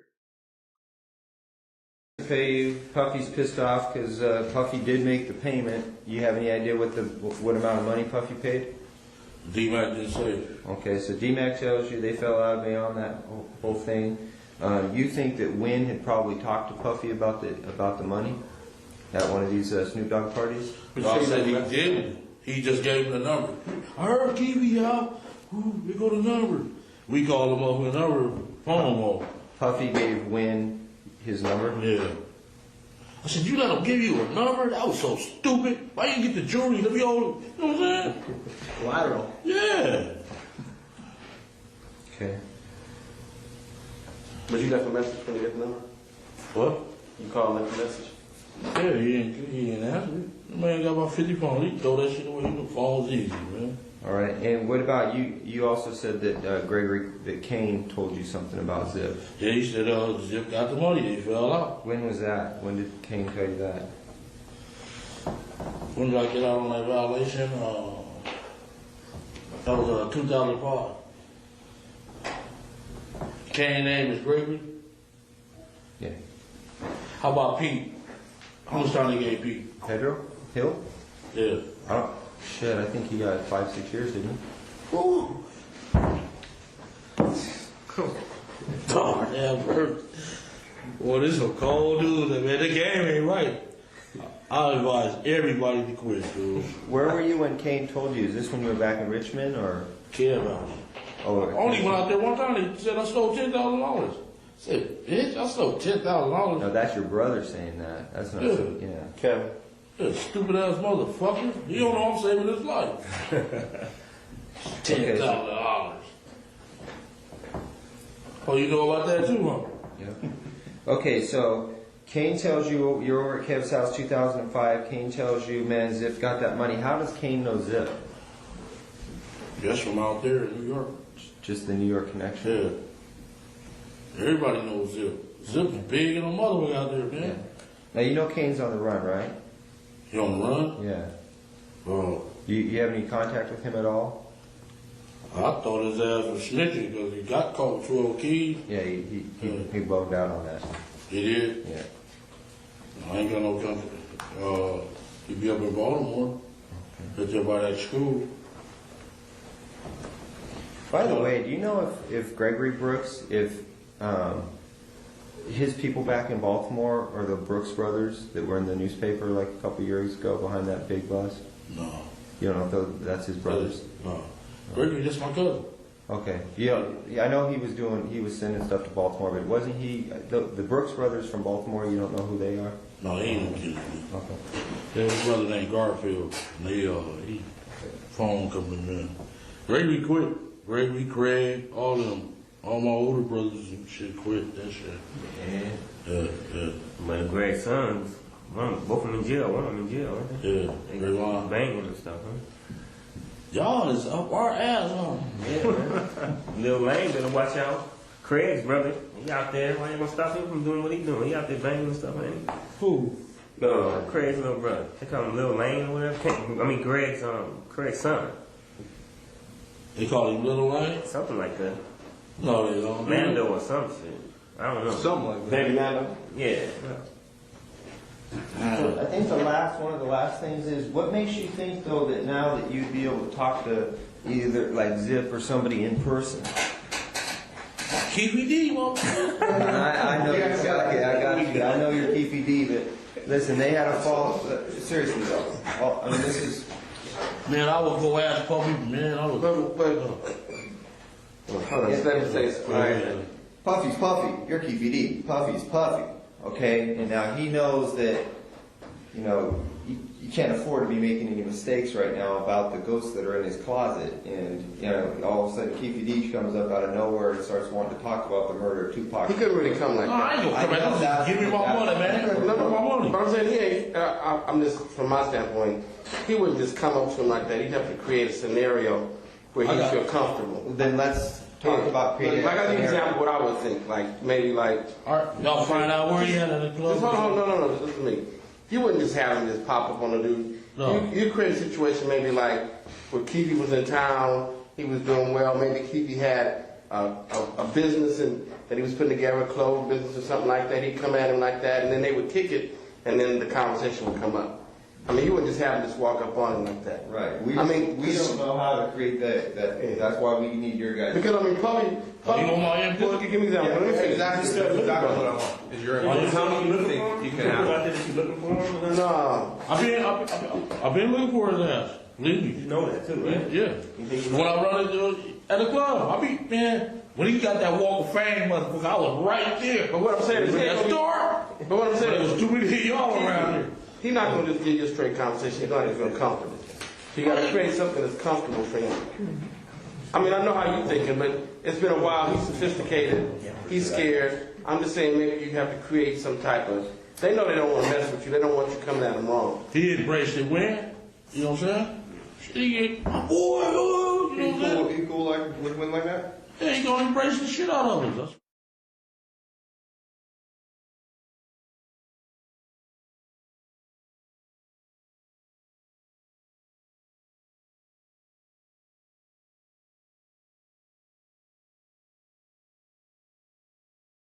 That's talk about Like, I got an example what I would think. Like, maybe like. Shit out of us.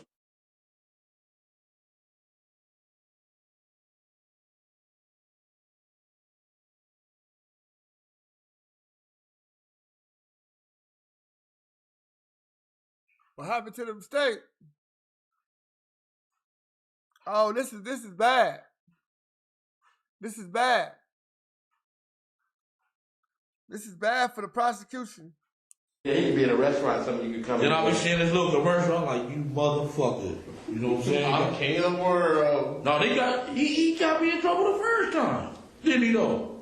That's what he said. So you don't have to go to New York, you could do it here. Yeah, We're talking two different things. New York would be Zip. Yeah. Zip's out there, and he's going to be staying out there. Yeah. I mean, he's got a club out there. He can always. Yeah, you got to. Oh, I can go there because he like every time my folks go out there, he like Brian. He's vice president right up under Jermaine Dupree. He went out there. Him and the dude named Ramon. They went out there. Oh, y'all Keffe D boys. Oh, come on. He rolled out the red carpet for them. Got them drinks and everything. And they the one told me about the club. Then this other broad I was fucking, she said, got a 3-story beauty salon. Everybody, I was like, them motherfuckers is rolling. Said he got the Phantom, a Bentley and all that. Said he rolling like hell. You see any advantage to maybe starting off with just having another encounter with D-Mac? Yeah. Start off with that, and then D-Mac can put it in Puffy's ear that you kind of. I'm looking for it. All right, I'll get on it real fast. No, we'll handle that. We'll set that up. Okay. Okay, because what ends up happening is if you take control of the situation, you start making some progress that we're not ready to deal with yet, then, Basically, you don't have to do anything. Just take the time. Yeah, it takes time. We'll tell you when you need to be somewhere and make arrangements. All right. And gotta put it in his ear because he do go get D-Mac every time he come out here. Okay. That's a boy, yeah. Okay. All right. Well, then on to I think that's a wrap for that whole entire event.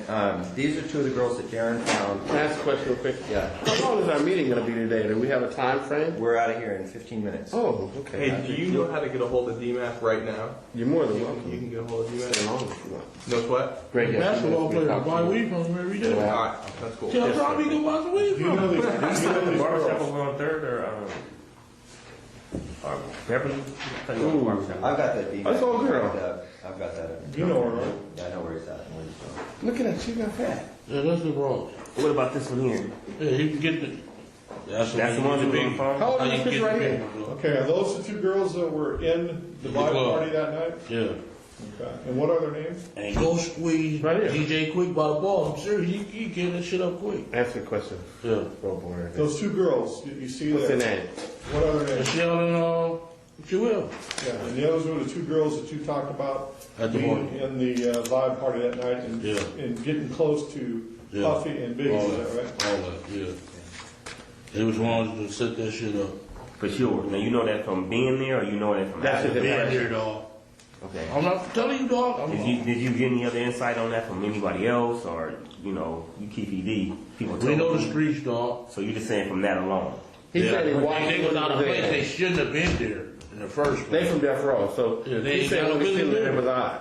Then boom, the fire marshals come. We left Big Pete and what's the name out there, Sporty, outside the club because we didn't have enough passes. So I was going out there checking on them. Don't put that on these notes. Because No, that was just a sidebar. These are different notes or something.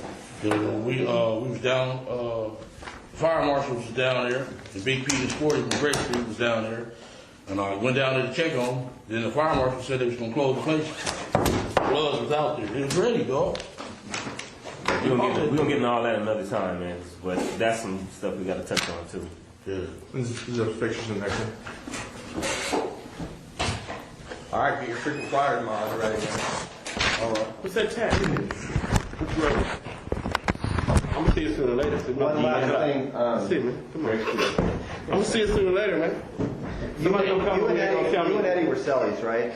Yeah, we honky. Where were you guys? That was in.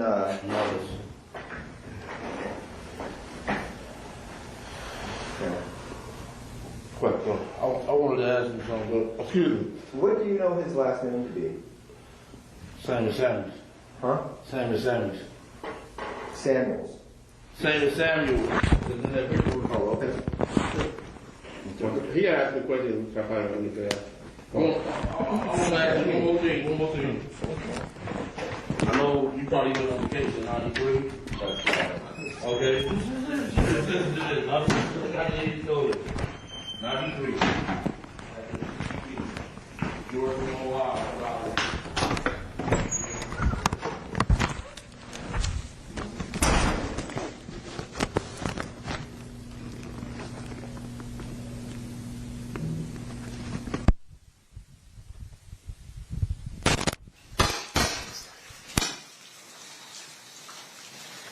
Okay, it appears as though Exhibit 117 is now over. Anything else that you wanted to present today, Steve?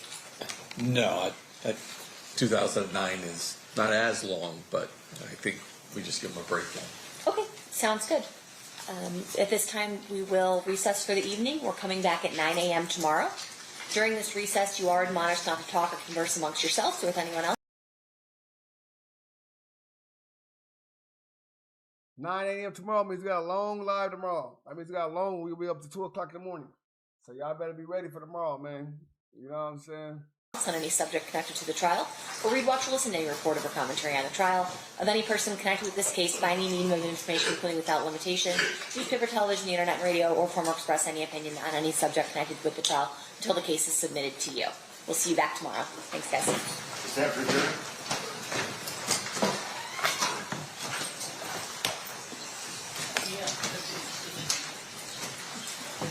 Look at that snitch ass face. Snitch!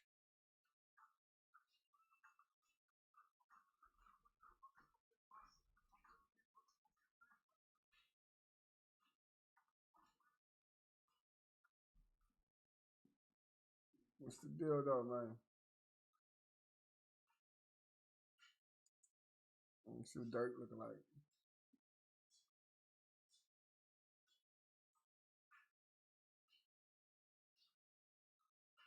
Federal court, you can't off a guy who can't do the Dirk trial.